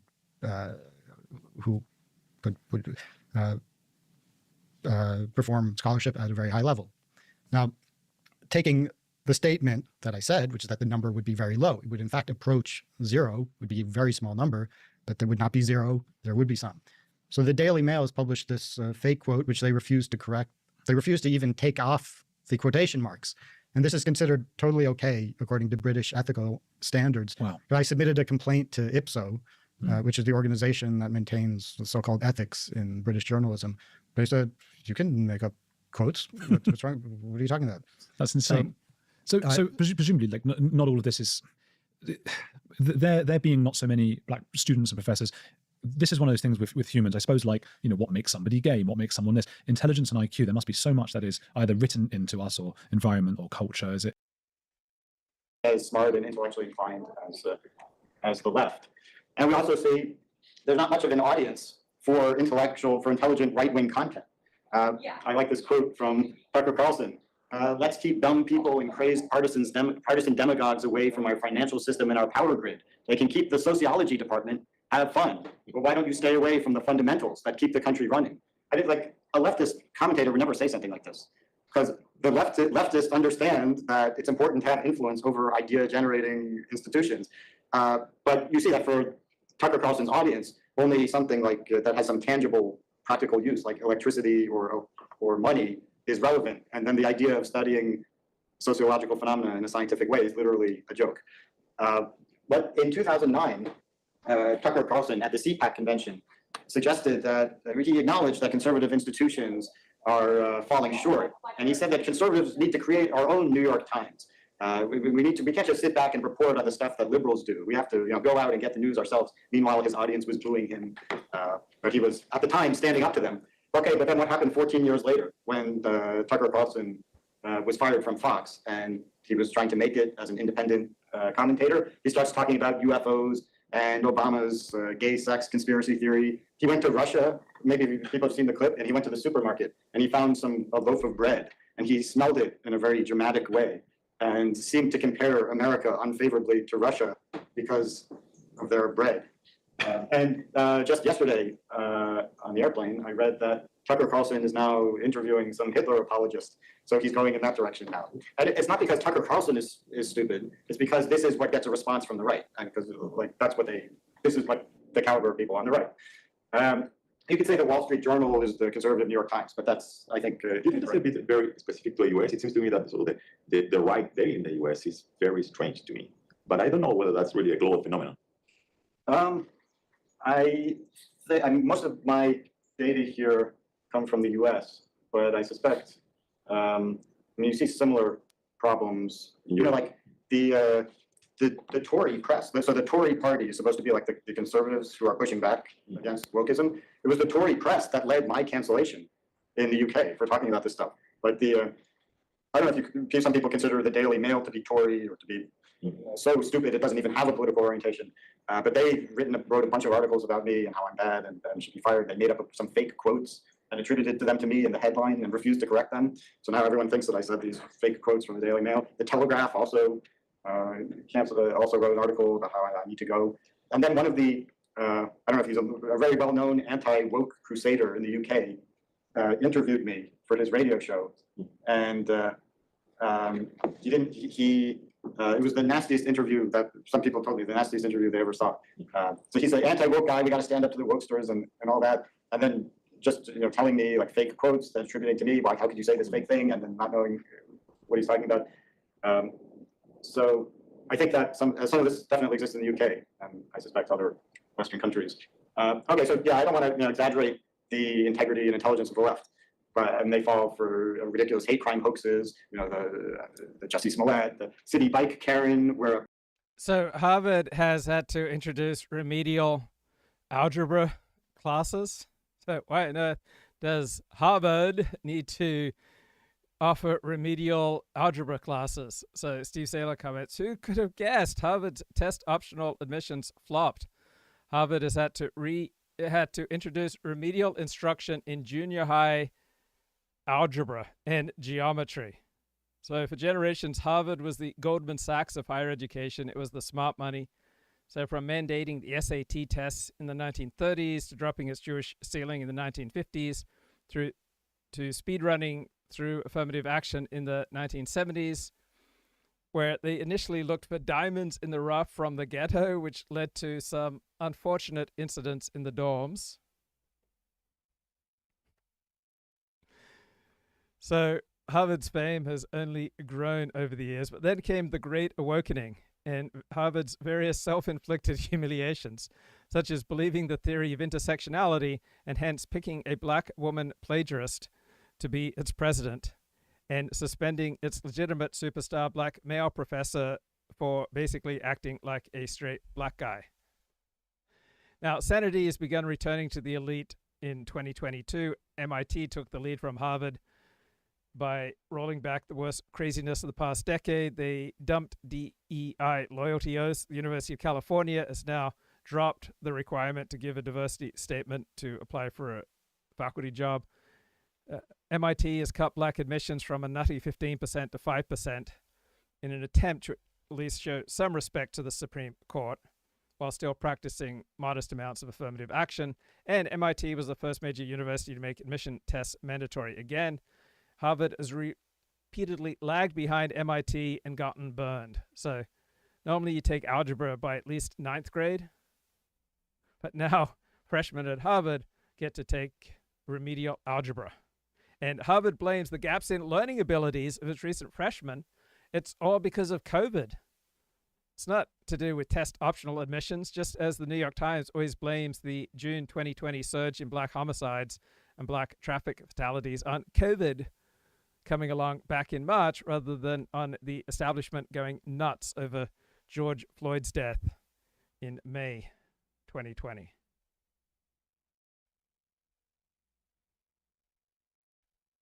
Who know the science and they have some, but yeah, obviously it's even within the real fields, it's a pretty small percentage of the work that's produced that actually has value. Yeah, I guess I can change that to like, your credentials are not the first thing that I look for when making like a value judgment about whether I like this or not. That's not even on my list of things to care about when I like something, Right, and also everybody knows that like the classic papers by Thomas Nagel or Harry Frankfurt, which were stuff that was published in top journals like News and Phil Review, would never be published there today. Essays that were stylish and meaningful and bold, that kind of stuff used to be published in the Journal of Philosophy. I mean, now that would be crazy to think that could be published somewhere like that. Now you have to publish that on Substack. When Nagel would have been like the 60s, 70s? Yeah, I think 70s. Yeah, I wonder, like, since my really not finding many allies in the philosophy departments, if it's different at other places. Columbia admitted me for undergrad, but Berkeley gave me a better offer, and I still wanted to go to the East Coast. Do you think there's will it be as difficult for me there or anywhere else? It's going to be the same. Yeah. I mean, theoretically, Berkeley has a worse reputation, but I don't think it's actually that different. Yeah. Same culture. And are the Chinese at Berkeley, are they all Americans or from overseas? Official numbers are a lot lower than my experience, but a lot of them are from Beijing. Okay, so then Berkeley might actually be better because they're not going to be as woke as the Americans. Oh yeah, they don't know what culture wars are. No. Yeah. They don't care at all. So actually, Berkeley might be better than Columbia. Right. I didn't consider that. Yeah, so it gives this like, it's like Disneyland sort of feeling here, where there's like a tourist. Like for example, in my building, like a few months ago, I started talking to someone in the elevator, and it took me longer than it should have to realize that they didn't speak English; they just spoke Chinese, and it was like, oh, so it's kind of like that. So I guess you made the right choice. It could be worse. There's a small number of like Californians, that came up through the public school system here. But it's mostly Asian. Okay, so I'm trying to figure out whether I should run for mayor of Los Angeles or governor of California. I think whatever Rick Caruso does, I'll do the other thing. So if Rick Caruso decides to run for mayor of Los Angeles, then it'll be my duty to run for governor of California. If Rick Caruso runs for governor of California, I'll run for mayor of Los Angeles as a less intelligent, less accomplished, less coherent, less sane version, lower rent version of Rick Caruso. That's my platform. But then I started thinking about it, and I don't think that's the stuff of a winning political platform, what to do. So I went to Grok, and I said, please give me a winning platform for a non-Democrat to become the next governor of California, such as myself. Okay, so the last non-Democrat was Arnold Schwarzenegger. So here's the platform. California rebuilt. Fix it, fund it, free it. Okay, that's my platform. California rebuilt. Fix it, fund it, free it. Core pitch. California is not failing because of politics. It's failing because of paralysis. I will cut the waste. I will tackle the crises. I will give power back to the people, not Sacramento. Results over rhetoric. Number 1, public safety, law and order, California style. Crime's a slow burn. Right, plan. Vouch patrols. Communities opt in. 10 law-abiding locals with clean records sponsor neighborhood watch teams paired with sheriffs. Focus on smash and grabs and drug zones, such as San Francisco's Tenderloin 300% overdose jump since 2020. Fast justice, triple misdemeanor courts process petty theft in 48 hours, not months. Private security firms guards doors funded by a 1% sales tax shift. Gun sanity, streamline concealed carry permits with a vouch system. All right, 10 backers, no wait lists. That should appeal to rural communities without urban freakout. All right, Kern County, 60% GOP. Oh, man, I can win on this platform, guys. So, duck, defund, mass incarceration. It's local control with teeth. Okay, housing. Build now, regulate less. Okay, plant permit blitz. 1 million units in 4 years, private led. Vouch zoning. 10 working residents can greenlight small projects such as duplexes, microhomes in their block. No council veto cuts. Not in my backyard chokeholds. All right, this is all vouch nationalism. Land unlock. Lease 10% of state-owned land to builders. Free market muscle with a community twist. Silicon Valley Inland Empire. Nod yes, even if San Francisco balks. Cost of living. Slash taxes. Boost jobs. Voters want relief, not promises. Drop sales tax 1%. Cap income tax at 10%. Fund it by axing 15% of state jobs. That's 120,000 workers, 10 billion payroll. Energy fix. Fast track private solar farms and small nuclear, such as Diablo Canyon reboot. Cut electric bills by 20% by 2030. No green dogma, just watts. Gig power. Tax breaks for 100,000 new gig workers, drivers, freelancers. Offset Prop 22 red tape. Lean pro-growth. So Central Valley farmers and tech bros could swing it. Wildfires and water survival first. All right, voters demand action, not goals. Fire breaks. Pay ranchers to graze 2 million acres. Natural fuel reduction, 30% cheaper than cow fire crews. Water now. Build 5 desalination plants, private funded. Add 500,000 acre feet yearly by 2028. Vouch system for farmers. 10 locals back your irrigation rights. Insurance fix. Cap fire premiums at 5% above baseline. State reinsurers via a $2 billion pot. Practicality over preachy. So Northern California and agricultural counties will love it. Trust and accountability. The vouch state. Sacramento's a black box. 60% distrust state government. Your survival, not happiness vibe. And vouch nationalism hit here. Tie privileges to community stakes. Vouch privileges. Optional. 10 clean record adults vouch for you to skip fees such as DMV permits or get tax credits. Misstep, they pay $1,000 each. Local power, devolve 20% of budget to counties to allocate. Transparency, live stream all state spending, X-style. Decentralized anti-elite libertarians and rural reds will cheer, moderates will stomach it. Campaign strategy, target the Inland Empire, 35% non-Democrat. Central Valley, 40% GOP. Orange County, 45% swing. Peel off 15% of Latino voters. 30% of Latinos back the GOP in 2024. 10% of fair-weather Dems. Turnout's the key. So 3 million people are winnable. Newsom built dreams. I'll build results. You vouch for me. I'll fight for you. Hammer cost, crime, fires, kitchen table stuff. X hashtag California rebuilt. Dodge culture wars such as over abortion, trans rights, because California settled to the left. Pivot to fix what's broken. Foil.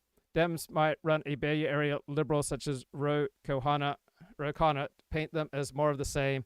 If it's a Southern California moderate, e.g. Alini Kounalakis outflank on grit.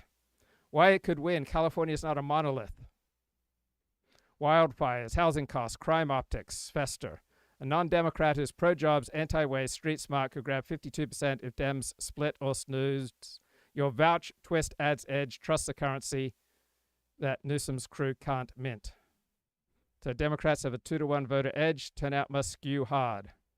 Vouch backlash. Rural loves it. Urban might cry. Gated state. Pitch it as opt-in, not dogma.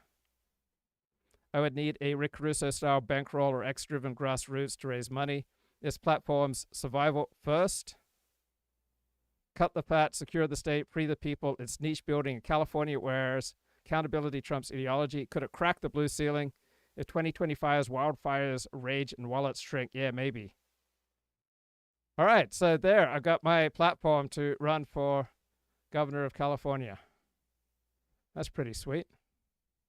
All right, this guy here, David Bonson, co-host, the sponsor of Mark Halperin's evening show, and he's a fair dinkum Christian. He wrote a book on the meaning of life is work. And here he is on the commentary Now, show John, today. I talked to you about this on this podcast. We talked about it a lot privately, that my big fear with the right's run to politicize the price increases of a couple years ago was that they were just setting the table to have the same thing happen the other way. Now, it's equally irrational. Tariffs are inflationary, and anyone who says otherwise is making it up. But tariffs that don't happen aren't inflationary. Tariffs that haven't yet happened aren't inflationary. They can do other economic damage. I would argue they are, and we're in early innings of reaping what we sow around uncertainty, around a downward move in capital investment, capital goods, durable goods, industrial production. So those things all matter, and those things stem from uncertainty about what the administration's tariff policy will be. I spent half a day at the Treasury Department yesterday, and I came away more convinced than ever that what we're dealing with is largely a split within the administration that they are keeping out of the public eye, that there is a philosophical disagreement within the administration, and that's not from POTUS. I don't think President Trump is part of the philosophical disagreement. I think he loves the chaos, loves the palace intrigue, but that there is a Commerce Department that believes chaos will lead to a better deal, and there is a Treasury Department that believes this is unsettling for financial markets and ultimately becomes a negative self-fulfilling prophecy. But the inflationary part bothers me because we are looking to run to our priors. So the left is going to stick any price increases on Trump, and largely because the right was so quick to stick price increases on Biden. Some of the times there's merit to it, and other times it's totally incoherent, but I guess that's the nature of the times. So just to clarify for idiots like me, inflation is one of those things that can't be talked up. It literally is a phenomenon that happens when prices increase and people's purchasing power goes down because goods are more expensive, goes up, and that's not, but John, hold on. Okay. Everything you said was right until there. Okay. That's not inflationary. All that means if there's no new money and there's less oranges, but then there's other things, it changes the price. It makes one thing more expensive and one thing less. You mean you don't? So this guy who was convicted of murder, like I knew him, like really chill dude, man. Really nice guy. Here he is with his star D. I took a lot of photos of him. And I didn't know he'd be out there murdering. He seemed pretty chill. Robert Baker. Now he's a murderer. Pleaded no contest. People are complicated, man. It's the situation, right? He fell in love with a woman, and he decided to get rid of her husband. You don't eat oranges, but you'll eat apples because apples. And what I'm getting at is this is where Milton Friedman and the Chicago School are indisputably correct. That inflation is always and forever a monetary phenomena, and it is caused by too much money chasing too few goods and services. So the argument that some would make is that tariffs do not increase the money supply. So yes, they might make certain products go up more, but in theory, that should cause other products to come down. My argument, though, is the second half of Milton Friedman's statement, chasing too few goods, that tariffs put downward pressure on production.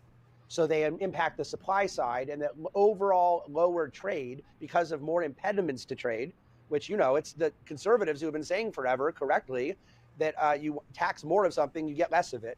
So a tariff is a tax on trade, you get less trade, you therefore get less production. That's the inflationary component. But inflation in regular parlance, in the way normal people talk and think, if they go to the store and eggs cost more, it's totally understandable. They're going to say, look at this inflation. But that's why economists try to refer to inflation as what we call the aggregate price level. And that's obviously very difficult because how do you measure the aggregate price level? So they try. They do a monthly measurement of CPI. The Fed does a monthly measurement of what's called PCE. And they're pretty good. And they're not perfect. But they represent a kind of relative basis sequentially of where we think the aggregate price level is. And so eggs are clearly not a byproduct of inflation when it's relative to a bird flu. And the argument I've had for some time is if it's mass inflation we're dealing with, why are goods prices lower? Is it because people said I'm going to buy less goods because my rent went higher? Or do we have, as has been the case most of my adult life, particularly bad price increases, so regular people call it inflation, in healthcare, in housing, and in, what am I missing? The three major government subsidies, and higher education. Those are the three areas we've had real inflation. Now, what happened a few years ago, John, that you and I talked about a lot and became a national story, was we had a real price level increase across the board. And okay, so Kip has a heartbreaking story for us.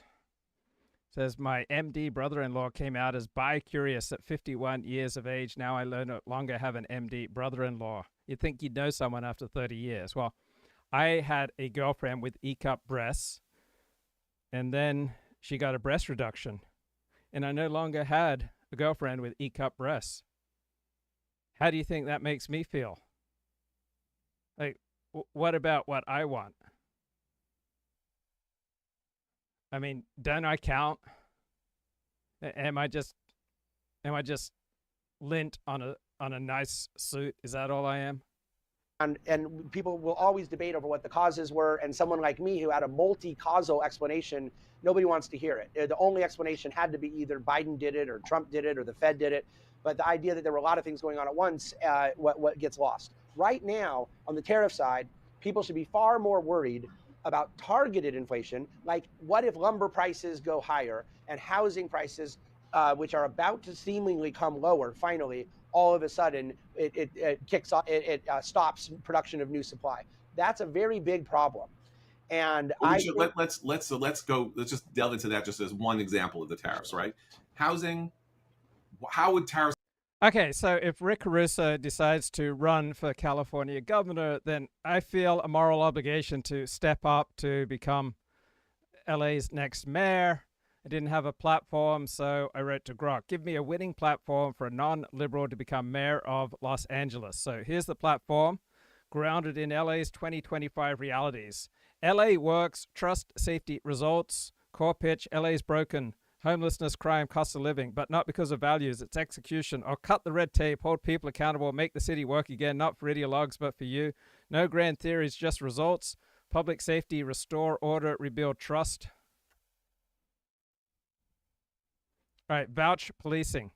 Pilot a program where communities nominate safety sponsors, local adults with clean records to liaise with cops, vouching for neighborhood needs. Cops focus on hotspots, not blanket patrols. No nonsense enforcement, crack down on open drug markets and gang turf. Tech edge, drones and AI for real-time crime mapping, cut response times 30%, like Chicago's pilot in 2023. So be pragmatic, community-driven, and tech-savvy. Ex-users like LA Crime Watch would eat this up. Homelessness, clear streets, build fast. Voters are fed up with homeless. Slash permitting for 30 days of modular units. Private firms build 10,000 beds in 18 months. Copy Texas's 5K per unit model, not LA's $600,000 flops. Accountability zones. Vouch system for shelters. 10 housed residents with clean records. Sponsor new entrants, enforcing no drug rules. I like this. This is vouch nationalism made real. Nonprofits run it, not city hall. Street sweeps. Clear encampments with 72-hour notice. Relocate, not arrest. Ditch endless funding debates for speed and discipline. Cut the bloat, keep the cash. Tax freeze. Vouch-based zoning, 10 residents with jobs and clean records can fast-track ADUs or small complexes in their hood, bypassing NIMBY councils. Partner with Uber and Lyft to subsidize 50,000 driver permits, cheap transport, quick jobs, no bureaucracy. Pro-growth, anti-waste, echo Rick Caruso's business pitch, but grassroots it.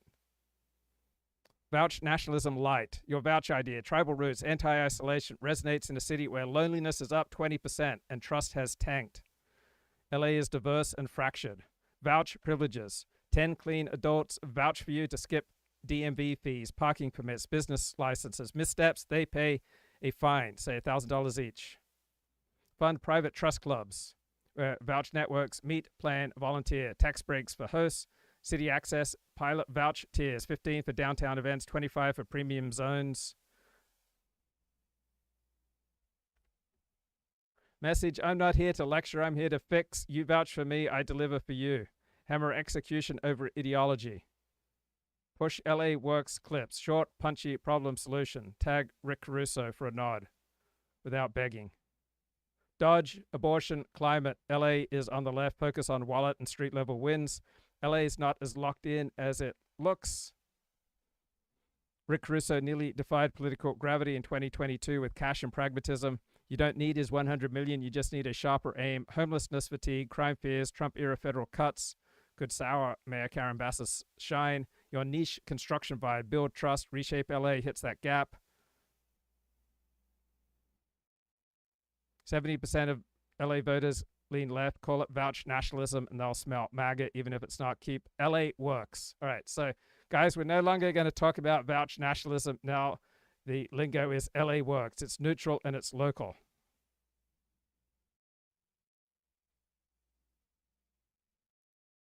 So black voters and West Side liberals adore Karen Bass. I will need a landslide elsewhere. So this platform's non-liberal but not anti-liberal. It's survival focused. It's niche building for a safer, cheaper, tighter LA. Okay, I got to nail the Valley and Latinos to win mayor of Los Angeles. Good to know. Right, we're stronger together, guys. Affect housing because new construction, right, requires lumber, and Trump wants to put a 25%. But yes, that's a great low-hanging fruit example that it would push lumber prices higher and make access to the supply harder, and therefore impede construction costs where we have a supply-side crisis in housing. So in housing, just this week, I believe, or yesterday, the day before, this neoliberal book has been released by Ezra Klein and Derek Thompson of The Atlantic called Abundance. And the whole idea is the left is going the wrong direction. It doesn't understand that what we need is a policy that supports abundance, and they're part of the national conversation. It sure is. A guy like Matt Yglesias has been on this kick for a while too. There's been other kind of center-left folks that have tapped in. I haven't read Ezra's book, but agree with that premise entirely. That embracing YIMBYism, yes in my backyard approach to greater supply of housing, to more deregulation, to less environmental insanity is a political winner, regardless of which party does it. The problem is that NIMBYism is a bipartisan affair. And by the way, how does the left just go turn on a switch and say we now want deregulation and a sort of non-environmental, a kind of mutism about environment when it comes to housing? Well, Gavin Newsom showed us how he does it.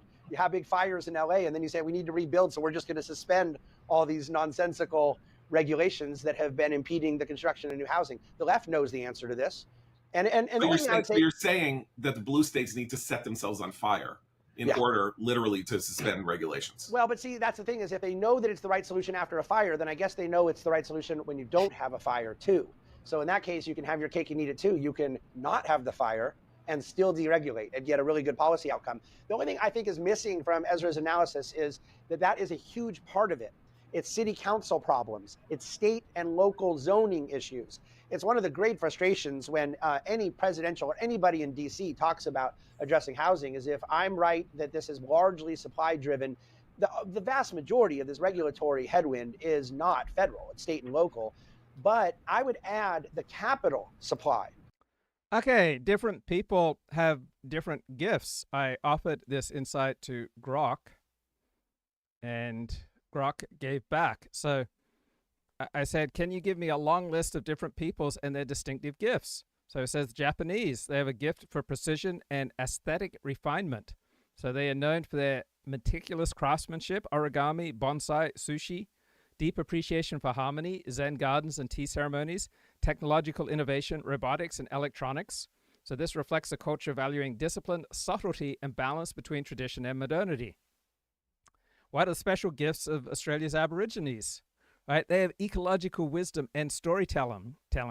Right? Masters of living in harsh environments with an intricate understanding of the land, such as fire stick farming, and a rich oral tradition, the Dreamtime stories that encode knowledge, history, and spirituality across millennia. All right, what are the special gifts of the Maasai in East Africa? They have resilience and communal courage. The Inuit in the Arctic, the Eskimos, they have ingenuity in extreme environments. Right? They're down with the kayak, the igloo, and the harpoon. The ancient Greeks, they were into philosophy and art. The Han Chinese, inventiveness and cultural continuity. The Samai in Northern Europe, right? They had harmony with reindeer and the Arctic. The Mayans were into maths and astronomy. Tibetan Buddhists, spiritual depth and mindfulness. The San Bushmen of southern Africa, they're really good at tracking and survival. Polynesians, navigational brilliance. Ancient Egyptians, monumental engineering and symbolism. The Mongols, mobility and strategic adaptability, and they made a lot of babies, right? Genghis Khan in particular. The Ashanti in West Africa had a gift for oral history and craftsmanship. The Vikings, they were good with seafaring and resilience and raping. The Persians were good with poetry and architecture and masters of lyrical expression, such as Rumi and intricate design. They blended intellect with beauty. The Hopi in Southwest US, right? Agricultural ingenuity and ceremony. The Indians in South Asia, good at mathematical and spiritual synthesis. The Celts in ancient Europe, good at mythic creativity and metalwork. The Berbers in North Africa, good at trade and adapting to the desert. The Rapa Nui in Easter Island, they had sculptural ambition. The Koreans, linguistic innovation and resilience. The Bantu in sub-Saharan Africa, they had music and community. The Romans, organization and engineering. The Andeans, high altitude mastery and textiles. All right, Grok, can you give me the distinctive gifts for the 50 largest nation states? India, they have spiritual and mathematical gifts. China, technology and scale. US, cultural export and innovation. Indonesia, archipelagic resilience and spice. They are masters of maritime trade. Think nutmeg and cloves. And they have vibrant multicultural arts. Pakistan, poetry and irrigation. Nigeria, cinema and rhythm. Brazil, ecological bounty and festivity, right? The carnival's exuberant celebration of life. Bangladesh, textile craft and flood adaptation. Russia, literary depth. Mexico, culinary fusion and muralism. Japan, minimalist precision. Ethiopia, ancient scripts and coffee. Philippines, music and karaoke culture, and a global workforce known for adaptability. Egypt, monumental legacy. Pyramids, papyrus, and the cradle recorded history. Vietnam, culinary subtlety and tenacity. They have rice paddies. DR Congo, musical innovation. Turkey, culinary crossroads and architecture. Iran, poetic elegance. Germany, engineering excellence. Thailand, culinary harmony and hospitality, and they don't mention sex workers. United Kingdom, legal and literary foundations. France, the art of living. Wine, impressionism, and the ideals of liberty. Italy, artistic mastery. Renaissance art such as Michelangelo, pasta, and Roman engineering. South Africa, they have the gift of moral resilience and biodiversity. Myanmar, they have the gift of Buddhist serenity. They have golden pagodas and a meditative tradition amidst turmoil.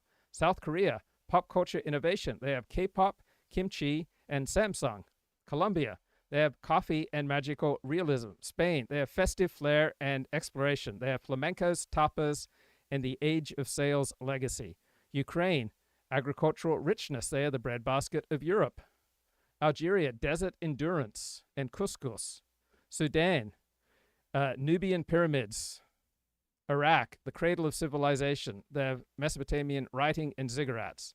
Argentina, they have tango and beef. So sultry dance and world-class grilling.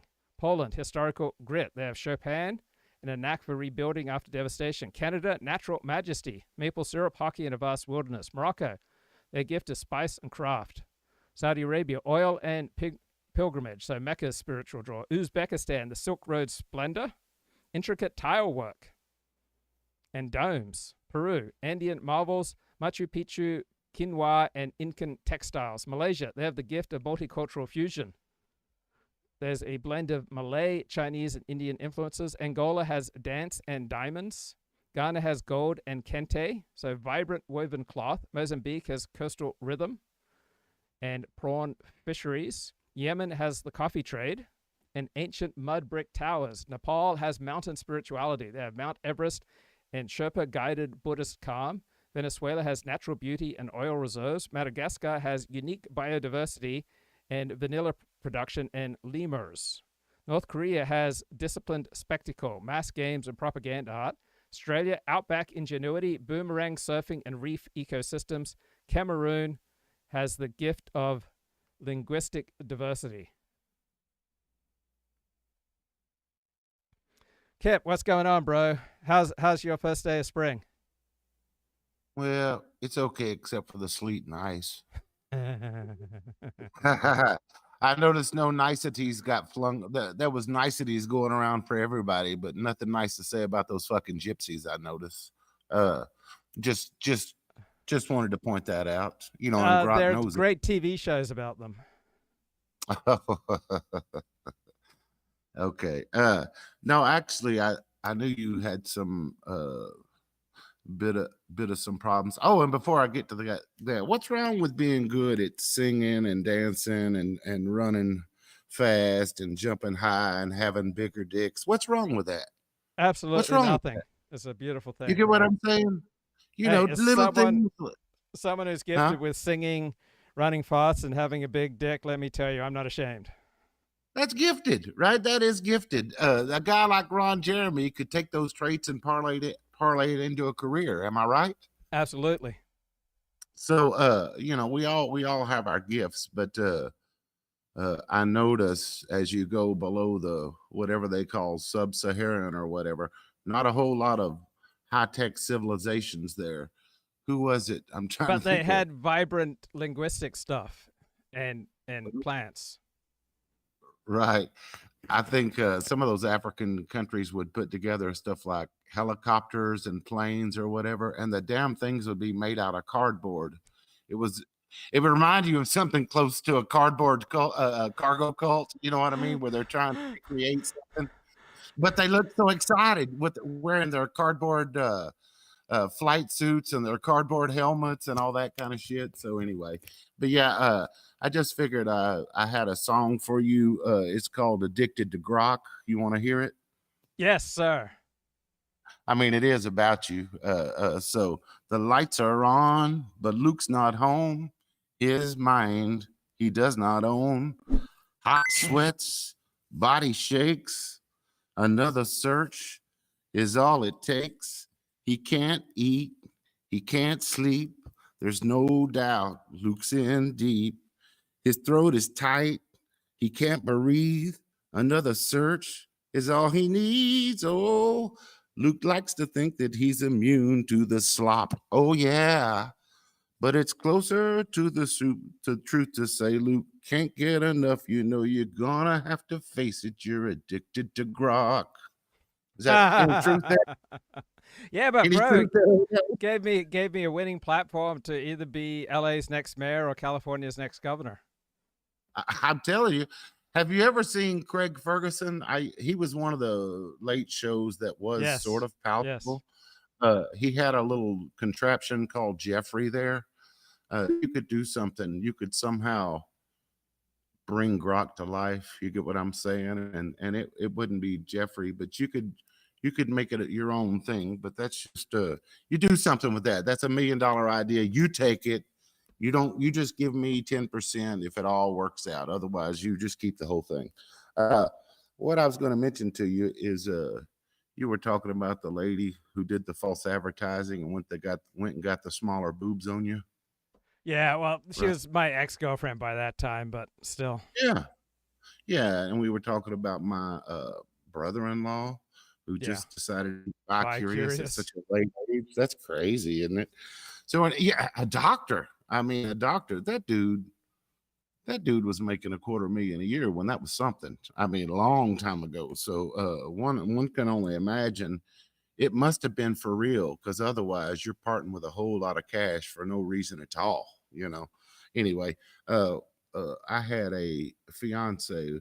I was thinking the other day about some of the dumbest things I've ever done, and one that might be number one on the list is I was in love with a girl that I was engaged with. We'll call her Lori. And she had gotten done with college. We'll call it East Carolina University. And I was in the military and still had like 6 or 7 months to go. But she was like, I want to go ahead and just go to the place you came from, and let's set roots down right there and have our family there and do everything there, because I'm done with North Carolina. I want to be done with it. And I thought, well, that's a pretty good deal for me. You know, the only deal for me is I had to get out of the Marines. So I went and talked to my executive officer, and he's like, yeah. He's like, you wouldn't want to do that. I should have asked him the why I wouldn't want to do that, but I didn't. You know how you are when you're in love, you're kind of stupid like that. You know what I mean, Luke? Are you still with me? Yes. So anyway, I paid because I can think back to 1990 to the defense he gave as to why I should see it. It was Buster Douglas had just beat up Mike Tyson. So it was the end of February, and I think I was supposed to be out like in October of that year. Okay, so that's kind of like where we're at on the timeline. But like I say, she's two-step, she's ready to do this thing. So I'm like, can we do this? And he said, the only thing in the negative, he said, is you would lose your GI Bill. Well, I didn't give a shit about that. I had only paid $100 a month for 12 months into that. And if that's all I was going to lose, that's no big deal. There was a lot more at stake than that he didn't mention. I should have looked in the fine print, but oh well, that's the things we do when we're in love. So anyway, we moved into a place back home in the city, and it was $250 a month. That was March 1990 pricing, $250 a month for a 1-bedroom. Good luck trying to find that now. And everything was fine. She had been. I was crazy about her because I would spend my weekends up there in Greenville, where she was going to school, and then she must have been crazy about me because she would drive me many times back to the base, hour back, and then drive middle of the night back home. So we were both crazy about one another. So it was just a matter of time. We were going to be getting married, and then she started not sleeping. In the middle of the night, I called her. I'd get up to pee, and I'd catch the fact that she was crying, and she was awake. And what's going on? What's going on? And the thing is, Luke, she had wanted to get more religious, and that was something she felt was missing in her life. And I cared about her so much. I said, "Do your thing." In fact, I'll go with you Sunday morning, Sunday night, Wednesday night. I didn't quit smoking cigarettes, but I quit cussing and just trying to. If you love somebody, you'll change your habits a little bit for them to a certain degree, But she was wanting to lean into it. She had leaned in it. Well, between you and me, Luke, fuck them. I'm there to support her. You get what I'm saying? If there ain't if there ain't no Holy Spirit filling me, I'm not gonna fake it. The way I think half of them are faking it or whatever. So anyway, So we went from having a great relationship down to like wrenching it back down. Next thing you know, gosh, I hope I'm not saying anything wrong here. Hand jobs, instead of like we ratcheted back down to hand jobs and all this stuff. And then I woke up. They're and said, criminally underrated. Like a good hand don't job. know, man. Very satisfying. And not all women can do them. Like this woman must have had a special gift. Yeah. And you couldn't fake your erections. I mean, those were real. Yeah.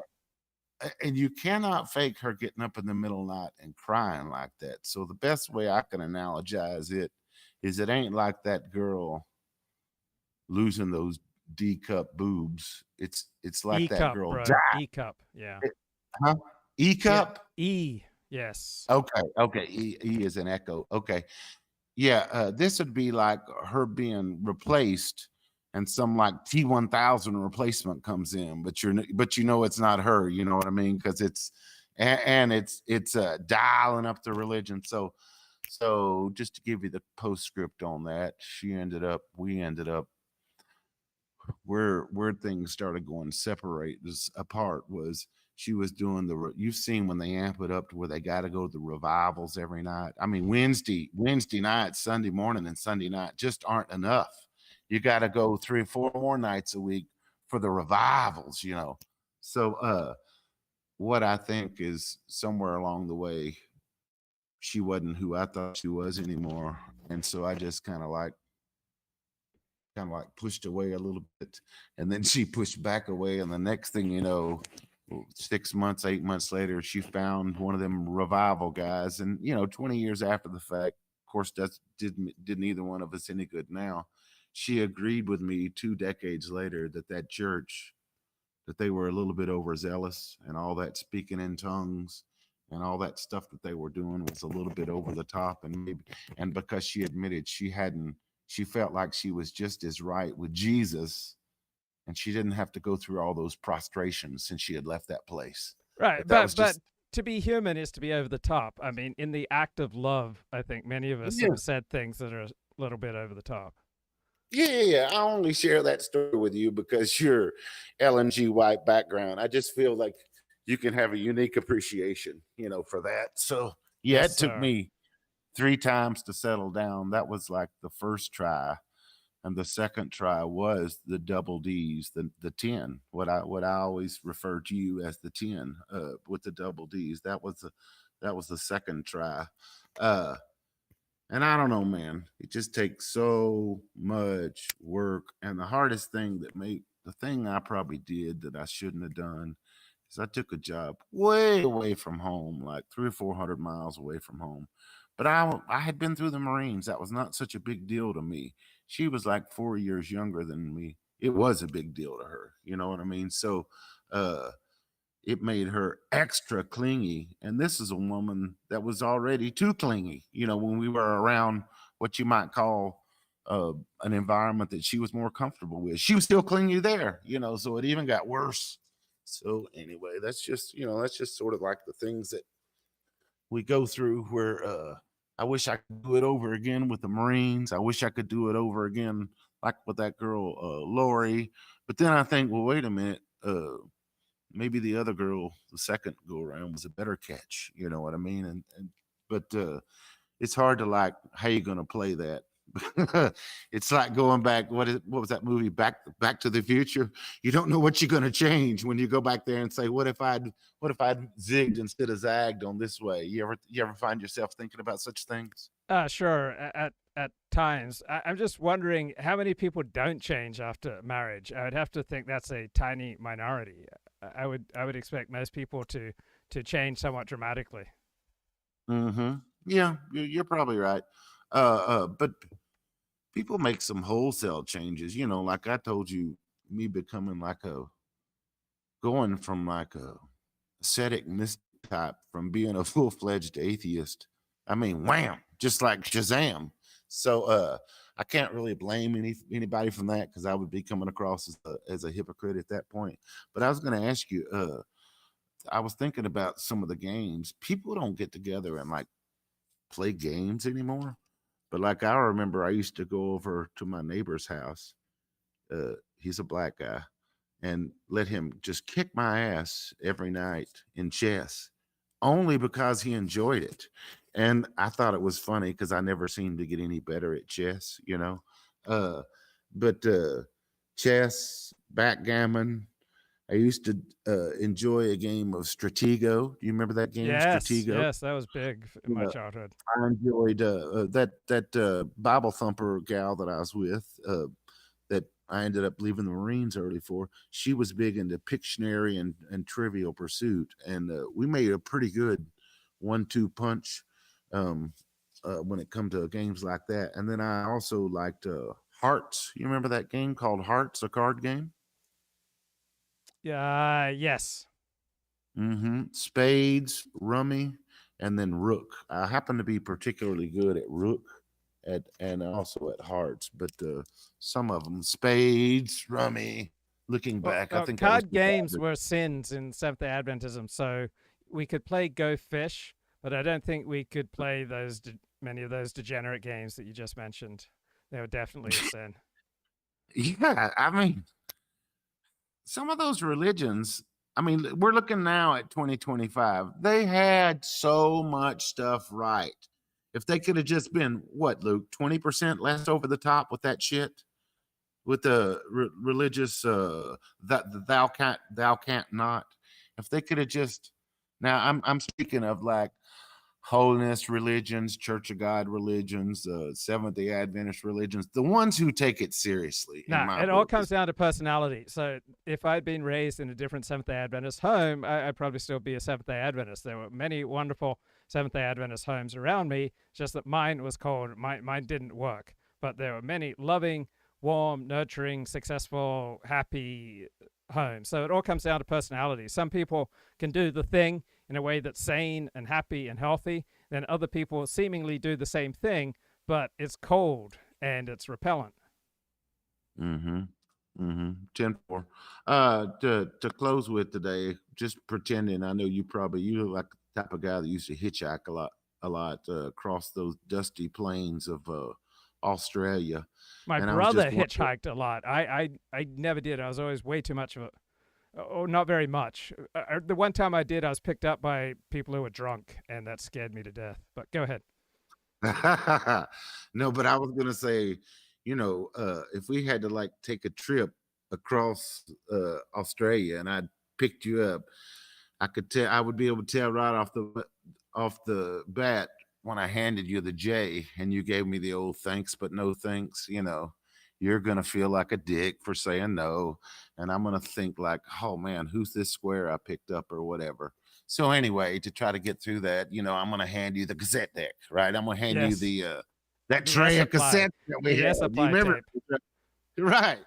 But the thing is, there's no air supply. I don't have that. But I'll tell you what would have been in there.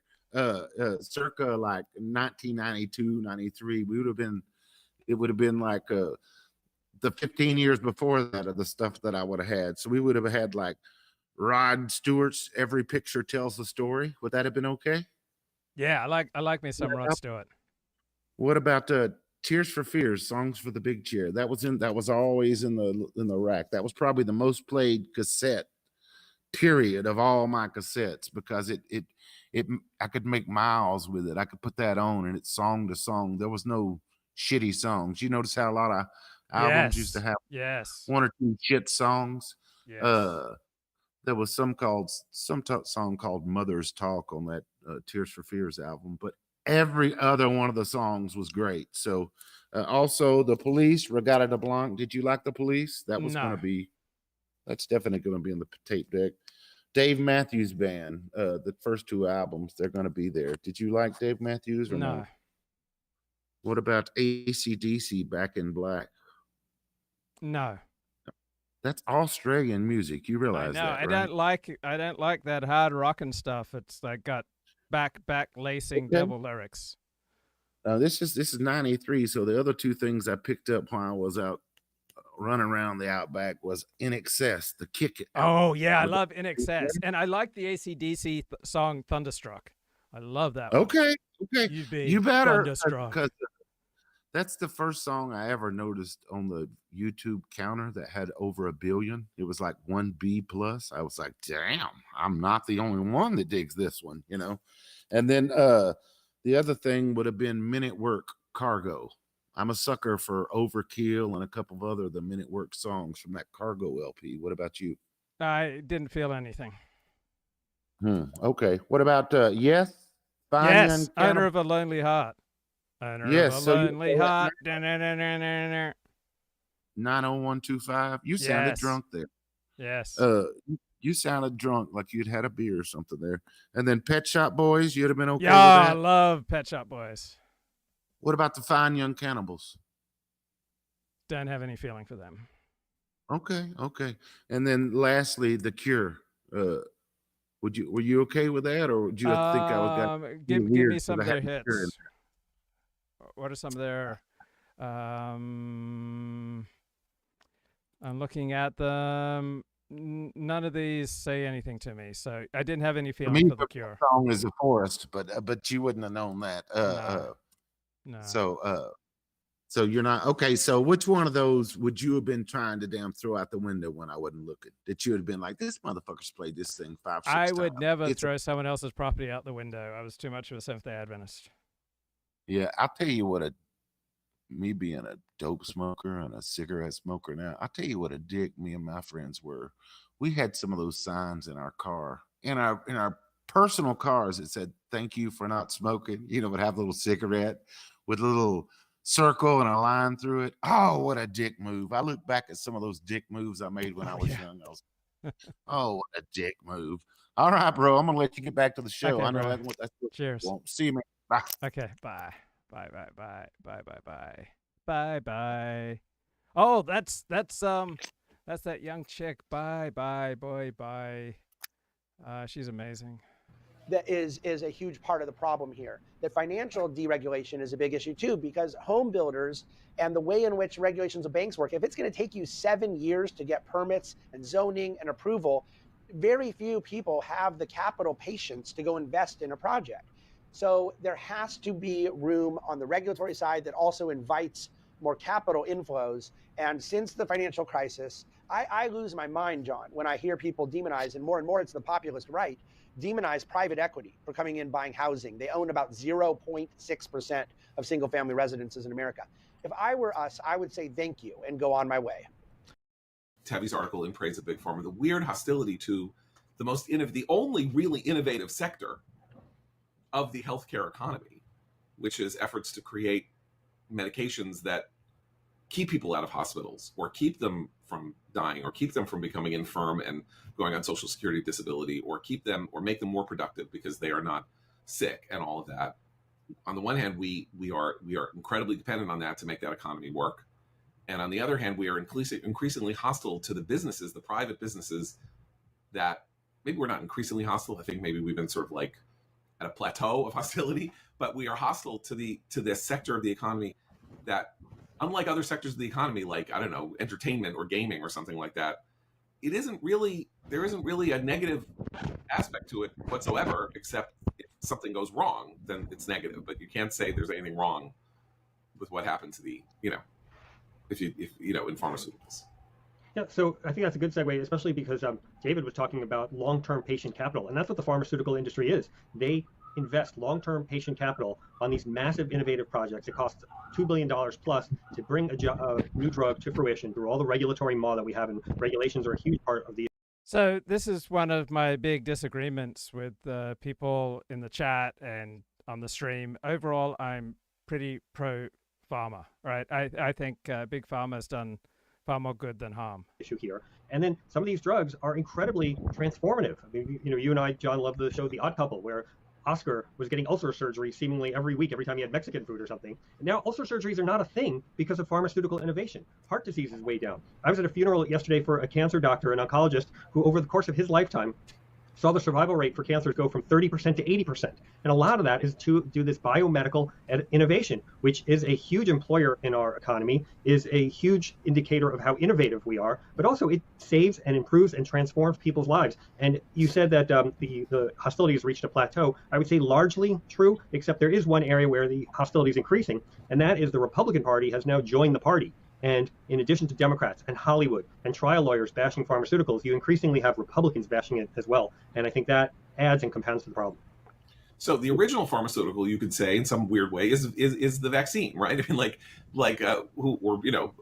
maybe pasteurization of milk or something. But I mean, that the discovery that a small application of a disease into the body to create the antibodies to fight off the disease in future, which was a 19th century kind of like eureka moment, right? Essentially began, I think, in some ways, aside from aspirin, the pharmaceutical business. And yes, here we are 150 years later saying that vaccines are bad for you when we have life expectancy having essentially doubled over the last 100 years on the planet Earth, and child mortality, infant mortality or child mortality declining to almost, precipitously to almost nothing, in part because kids are vaccinated against the diseases that killed them en masse. Of course, we all know from reading 19th century novels, you have 10 kids and 5 of them are going to die before they're 5 years old from things that we, like from scarlet fever, which, I know you don't get vaccinated against strep throat, but I mean, whatever, measles, whatever. And here we are with the Secretary of Health and Human Services believing that vaccines are harmful, which is a kind of reactionary fundamentalism that is pretty horrible to contemplate and is a terrifying fact. But we don't go into that much in the. I think your piece is a history of how the pharmaceutical industry started getting taken for granted, and we bank all the successes, and then pay no attention to them, and then we accentuate the failures or the moments at which things go wrong.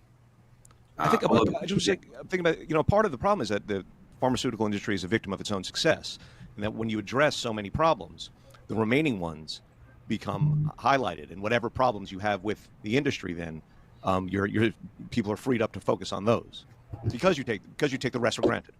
That is true. That's definitely built into the case. But people assume that, oh, well, now we can take an aspirin, or now we have penicillin. So that is already baked into the cake. That is what we are faced with now. But I think what I'm trying to get at in the article is this idea that there's so much more that can be discovered. I mean, the vast majority of diseases don't really have a cure.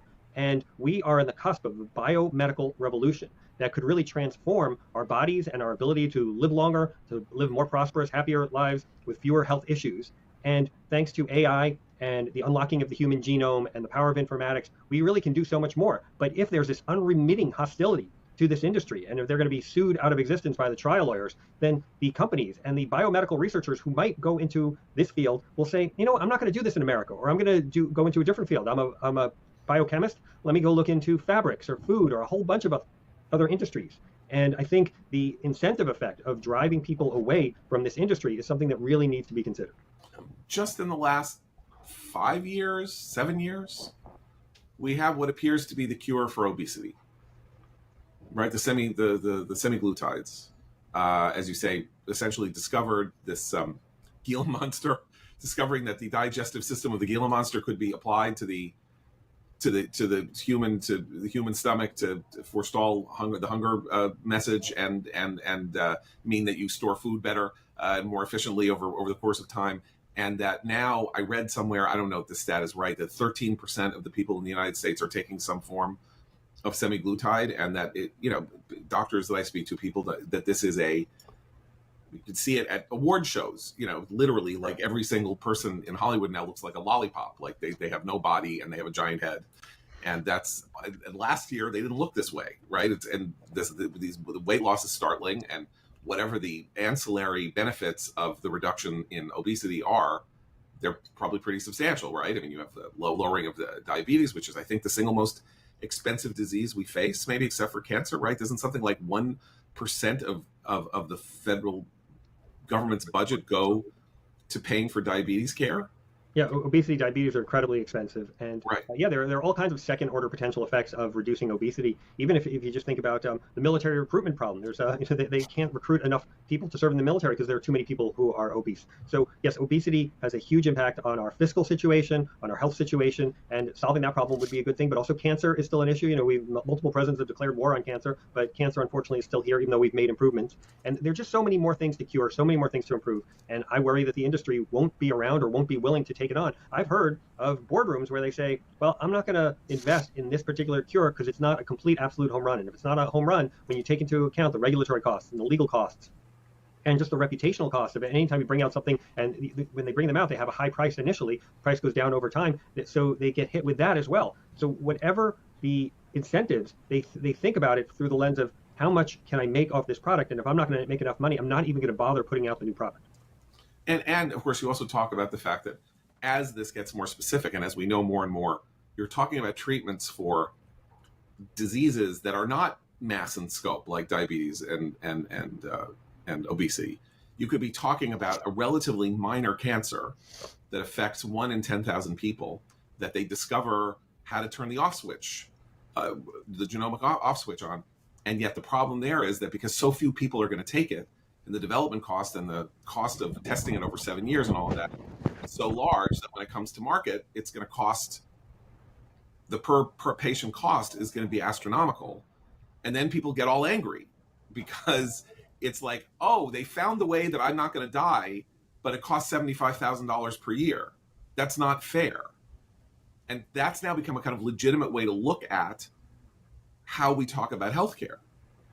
Yeah, it's one of the things I talk about in the article is that there's this expectation that the new drugs are some kind of right, or you have a moral ability to get these drugs, even though another company produced it at great cost to themselves. And the expectation that we should get these because we pay for the NIH, which provides basic research, but does not, the applied research doesn't actually bring the products to market. Or we have the FDA, which doesn't actually do the clinical trials, it just regulates the clinical trials. So people have these expectations that the drugs are going to be free because of the amount of money the government spends on these various programs. And it's just not the way it works, and it's not realistic. And as Sally Pipes, whom I quote in the piece, says, the high prices of pharmaceutical products, it's not greed, it's math. They have to charge these prices in large part because of all the regulatory costs and the trial lawyer costs. The trial lawyers brag about sucking tens of billions of dollars from the industry. Well, that's great. They take tens of billions of dollars, they divide it amongst themselves, they give a tiny amount to the people in the class action lawsuits. But every one of those tens of billions of dollars gets added to the price of new products because it has to be priced into how the pharmaceutical companies pay for the products that they're trying to develop. Also, you have the problem of employment in this sector, right, in terms of innovation. And David, this is something that happens in all industries that become controversial. So you have 20-year-olds now, right, who are like the best and the brightest in the world of research, of scientific research. And 30 years ago, maybe none of them would have thought twice about taking a job at Pfizer because it was high status. Like, you got out of school, you got a well-paying job at a nice suburb of New Jersey, and you were going to develop the next Viagra or the next Rogaine or something that was really going to cure cancer. Okay, I've mentioned I'm a big Christopher Caldwell fan. When Christopher Caldwell writes, I pay attention. And he's writing regularly for Barry Weiss's Free Press. All right, I put down, $80, $100 for a year's subscription to Barry Weiss. Luke made a deal with the devil. As a result, he has 49 hours in his day. And Christopher Caldwell says, Trump has a point on trade, but he is losing the argument. There's a legitimate case for tariffs, but the president needs to explain it to the public in a way that makes for great TV. So journalists always tend to treat Donald Trump as the gold medalist in some kind of Olympics of stupidity. But even for them, Trump's trade war over the past 2 weeks has been dazzling in its illogic and arbitrariness. He has imposed tariffs, then called them off, then reimposed them, sowing ill will, repelling investors, decimating the 401k plans of those who once thought it was a good idea to vote for him. Trump appears to most newspaper readers as a mad king, right? The crazed naval captain Humphrey Bogart plays in the Caine Mutiny, right? Someone from whom control ought to be wrested, and soon. Yet there's powerful evidence behind certain Trump arguments. European and Chinese ambitions really do have something to do with the abuses of the U.S.-Mexico-Canada Agreement on Free Trade. The United States now imports $500 billion in goods from Mexico every year, more than we import from China. That is because since Trump left office in 2021, China has increased its manufacturing presence along the U.S. border to take advantage of favorable trade terms in the U.S. So have European companies, so have American ones, including Tesla. Trump is no less correct that the present architecture of the global economic system is unsustainable. In peacetime, this country runs large permanent trade deficits, not just with China, Europe, and Mexico, but with the entire world, and has accumulated $36 trillion in debt in the process. That's $323,000 per taxpayer. It is a paradox. The United States, which dominates the world economy and writes the world's economy rules, should have wound up behind the globalist 8-ball. And there is a sophisticated body of economic and institutional thinking about how this happened. And this could be used to defend Trump's plans, but unfortunately for Trump, this thinking is being mostly developed by leftists who are unappreciated and unknown to his voters. Trump's great misfortune in his second term that he has lost the services of Robert Lighthizer, right, the sophisticated tariff enthusiast who was the U.S. trade representative in his first administration. So Lighthizer mastered these theories. He could debate them convincingly, even where he didn't agree with them. So much of the difficulty with trade is tied up with the power of the dollar. The Berkeley legal theorist David Singh Gruel, an authority on the architecture of globalism, notes that hoarding the reserve currency is not just an exorbitant privilege, it's also a burden. Every country wants to participate in the global system, and it has to hold dollars. This drives the value of the dollar up, up, up, to the point where American exports become uncompetitive. This is how the U.S. lost its industrial base. Orthodox free traders take solace that this trade deficit is balanced by a capital surplus. Our financial products have swept the world. But unfortunately, these products are T-bills. So China specializes in manufacturing. We specialize in debt. The dollar has a double function, right? They mediate transactions within the U.S. and lubricate the growth of the globalized world economy. So when the world is starved for funds, we can either let it suffer by withholding dollars, or we can print money and endanger our own citizens through housing bubbles and inflation. Since the Clinton administration, it has comforted people to assume there is no contradiction between the dollar's global and national functions. These people did not vote for Donald Trump. Trump believes America has gone uncompensated for services rendered, right? So Trump's theories about America's role in the global economy resembles that of certain second-wave feminists about women's unwaged and unappreciated housework. America's chores include security guarantees and serving as a global economy, stimulating consumers of last resort. But by meekly assenting to such burdens, we have been ripped off. Right, Trump is now pursuing a master plan, a solid, albeit inherently risky plan, not just to get better terms of trade, but also to shock foreign central bankers. So that is exactly what's happened. The S&P 500 is down more than 4% since the start of the year. Trump's Treasury Secretary Scott Bessent has talked about a detox period, which means a managed transition to a newer, healthier global economic regime, a weaning, a gradual introduced tariff on Mexico, might incentivize the world's investors to favor American factories over Mexican ones. But we are doing this less like detox, more like cold turkey. An out-of-the-blue 25% tariff risks subtracting value from the economy without any means of replacing it. Right? This would mean entering the economic equivalent of delirium tremens. Trump is trying to use the same tariffs for three different things: raising revenue, transforming the economy to be more worker-friendly, and sanctioning and punishing foreign countries. He frequently loses track of which he wants to achieve and winds up, in every case, setting on punishment. So this approach makes sense when he's browbeating Gustavo Petro of Colombia into accepting deportees, but not in the case of Claudia Sheinbaum's Mexico, which has already given the U.S. much of what it publicly sought on limiting migration and cracking down on fentanyl. Foreign voters, this looks arbitrary. They've rallied behind whichever of their leaders is sitting at the other side of the table from Trump. So Claudia Sheinbaum has 85% approval ratings in Mexico. Even French President Emmanuel Macron has shot up to 27% high approval, which is high for him. It is by no means clear that Trump has authority to impose tariffs. Another problem is there's little public case being made for tariffs. So the tone of U.S. press reports always focus on foreign anger and on Trump's vulnerability, not on an equally present foreign fear and thus on Trump's strength. You have to sit till late in the newscast or read many paragraphs into the story to discover that Canada's central bank, for example, is dropping rates for fear of recession. Trump, like a Sean Sampson, has so far been unable to cut through, even though he has a real case to make. Mexico has transformed itself into a lightly regulated launching pad for sophisticated European and Chinese companies, meaning that American workers must compete against Latin American labor across the entire spectrum of global economy products that American consumers buy. Americans don't want their retirement funds drained. They do want the country protected from a flood of Chinese autos. Problem with trade policy is that injustices can be both glaringly evident and tedious to explain, yet explain them Trump must, and in a way that will be entertaining on a TV screen. If he cannot engage the public in the trade war that is turning into the biggest debacle of his second term, he may have a hard time persisting. Right? If he can engage, he may win, and he might even deserve to win. Or something like that. If you're 20 years old today and you're that person, do you want to go work for Big Pharma? You probably, depending on how raised your consciousness is or something like that, you might well think, well, I don't want to do that there. It's almost like saying you want to go work at a tobacco company. Okay, let's check in with our friend Mark Halperin. Judges for their decisions and demanding their impeachment.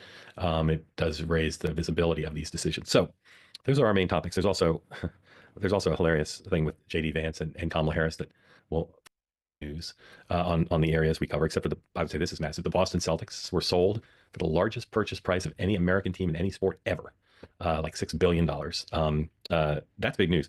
Everything else kind of medium grade. A lot more on Doge, a lot more on immigration, a lot more on court decisions. And as I've told you many times, and I'll continue to tell you, I'm just not into district court decisions. They're all going to be adjudicated in the higher courts, and they won't affect things one way or the other very much. But they are a big driver of news. And of course, now that the Team Trump is attacking district court judges for their decisions and demanding their impeachment, it does raise the visibility of these decisions. So those are our main topics. There's also a hilarious thing with JD Vance and Kamala Harris that will, for many of you, be the highlight of the episode. So we may play that early on, just so we can get to dessert first, because I'm a big believer in eating dessert first.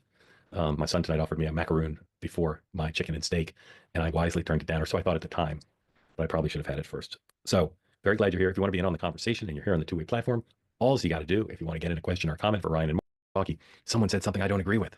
Mark, you have all these people on your show who say, and I couldn't say that if it weren't true. Although I see one of our spectacular guests is spectacularly late and does not hear yet. But let's bring in the one who is here, Ryan. Ryan Kardusky, welcome in. Ryan.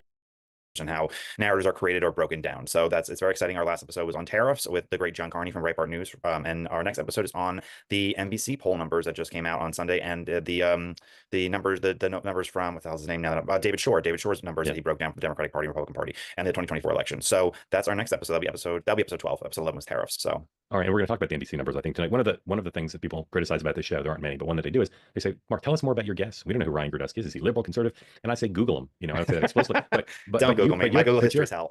you're I don't mean just you. I mean everybody. But you're a little bit hard to pigeonhole. So tell people how you describe. Are you Republican, Democrat, conservative, liberal? How do you describe your point of view? I'm a Republican who considers myself moderate and everyone else crazy. I think I've been working politics since I was 19. The only other job I had before that was Victoria's Secret, so that's my only fallback. And I've done everything on campaigns you can imagine. I worked on JD Vance's 2022 Senate super PAC, and I worked for Thomas Massey's first campaign, his super PAC. I did the Anthony Weiner's long history, and I run the largest super PAC for school board elections in the country, known as the 1776 Project.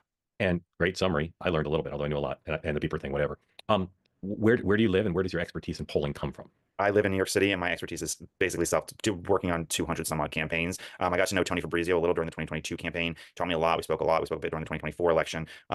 And I understood. I'm from Queens, but I'm from a part of New York City that is not heavily college educated. That is not. I mean, it's high income by national standards, not high income by New York standards. Very blue collar in many sense of the word. So I understand. I think voters in a different context. They don't live in DC, and I don't live in Upper East Side or West Village or some other fancy area. I still live in the neighborhood I grew up in. So, all right, here's Mark Caputo, who he needs no introduction. When they were back pre-COVID, when there were dinner parties, I would always ask my table mates this question. These are in Manhattan. I'd say, which have you been to more?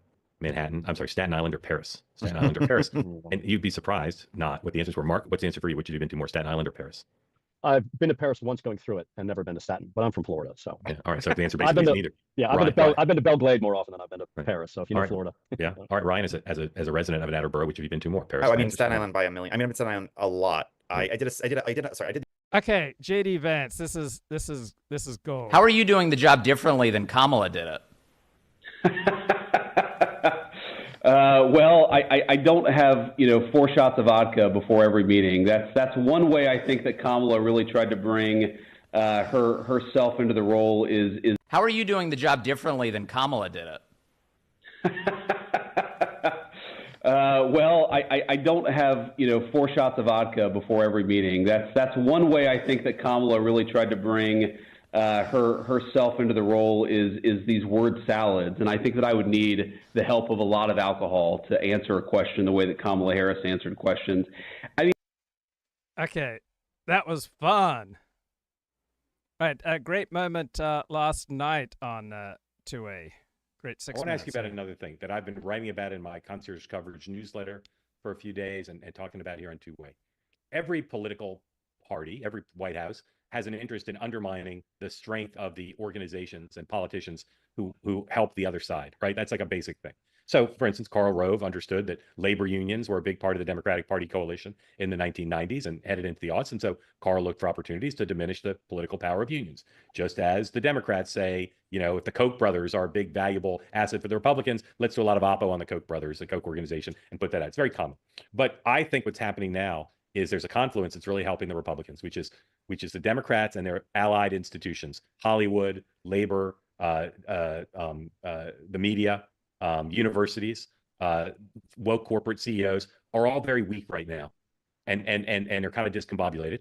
And this, as the New York Times reports in a new story, the Trump operation, not just the White House, but their allies, are extremely good at undermining the opposition and put a very high priority on it and know how to use the tricks of the trade, including digital things, to not just laugh at the opposition as they lay on the ground, but to walk over to them, if I may use the metaphor, and put both boots on the neck of the opposition and say, I'm not leaving till you're dead.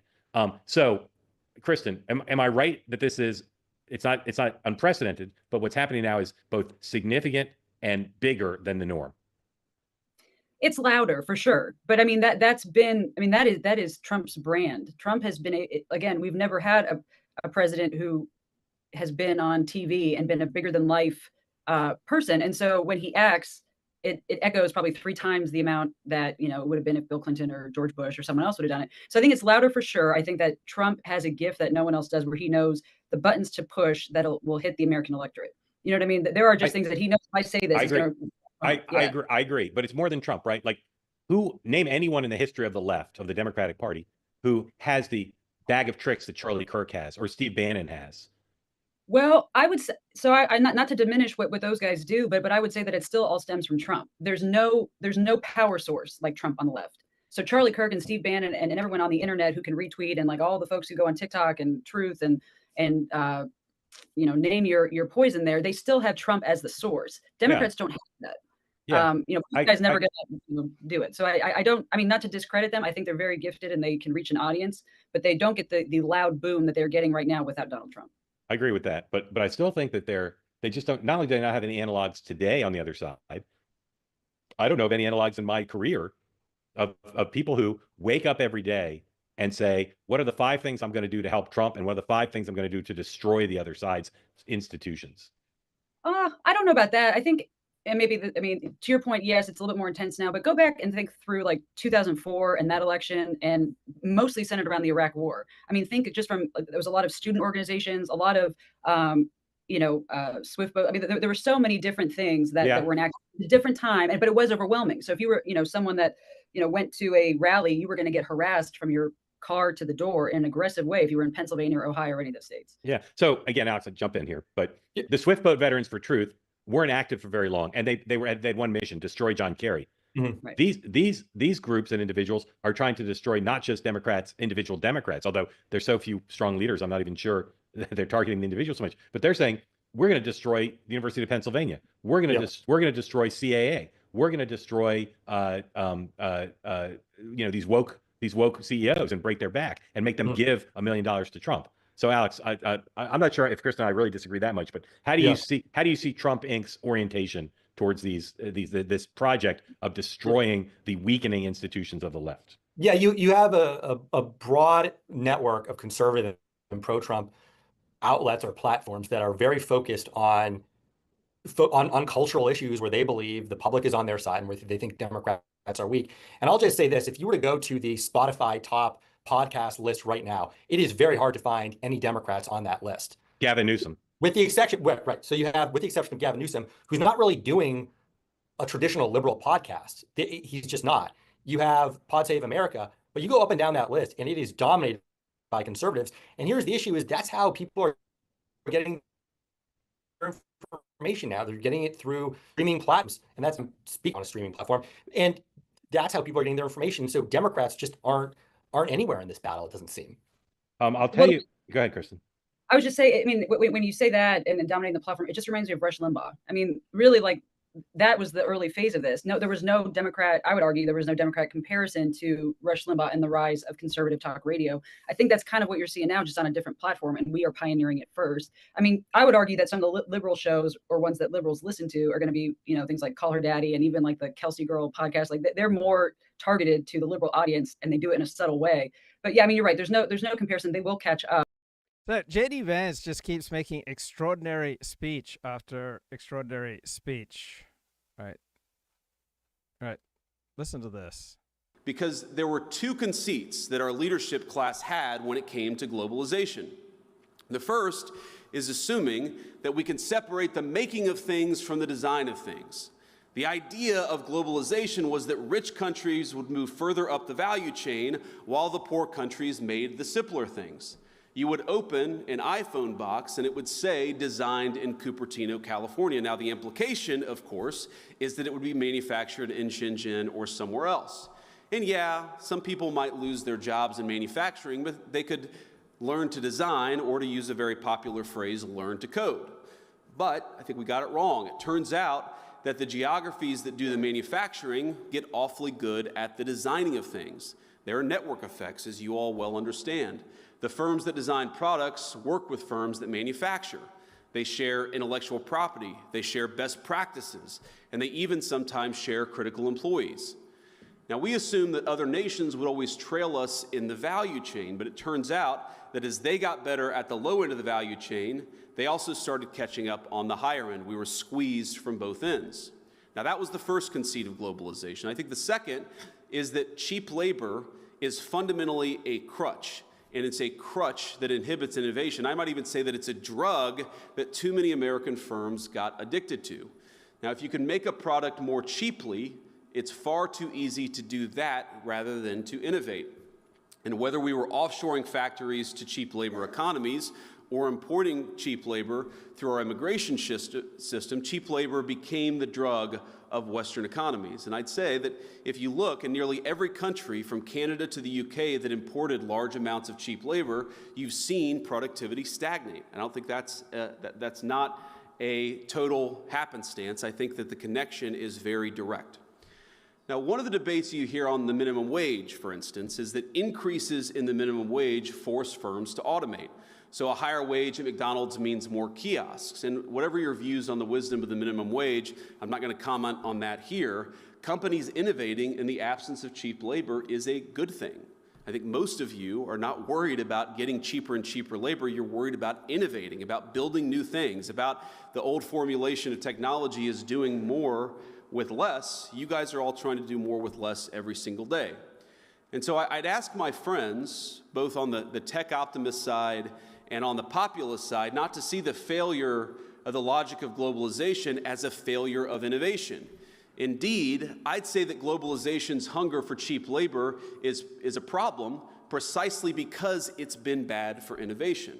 Both our working people, our populists, and our innovators gathered here today have the same enemy. And the solution, I believe, is American innovation. Okay, that will do it for now. I will talk to you later. Bye-bye.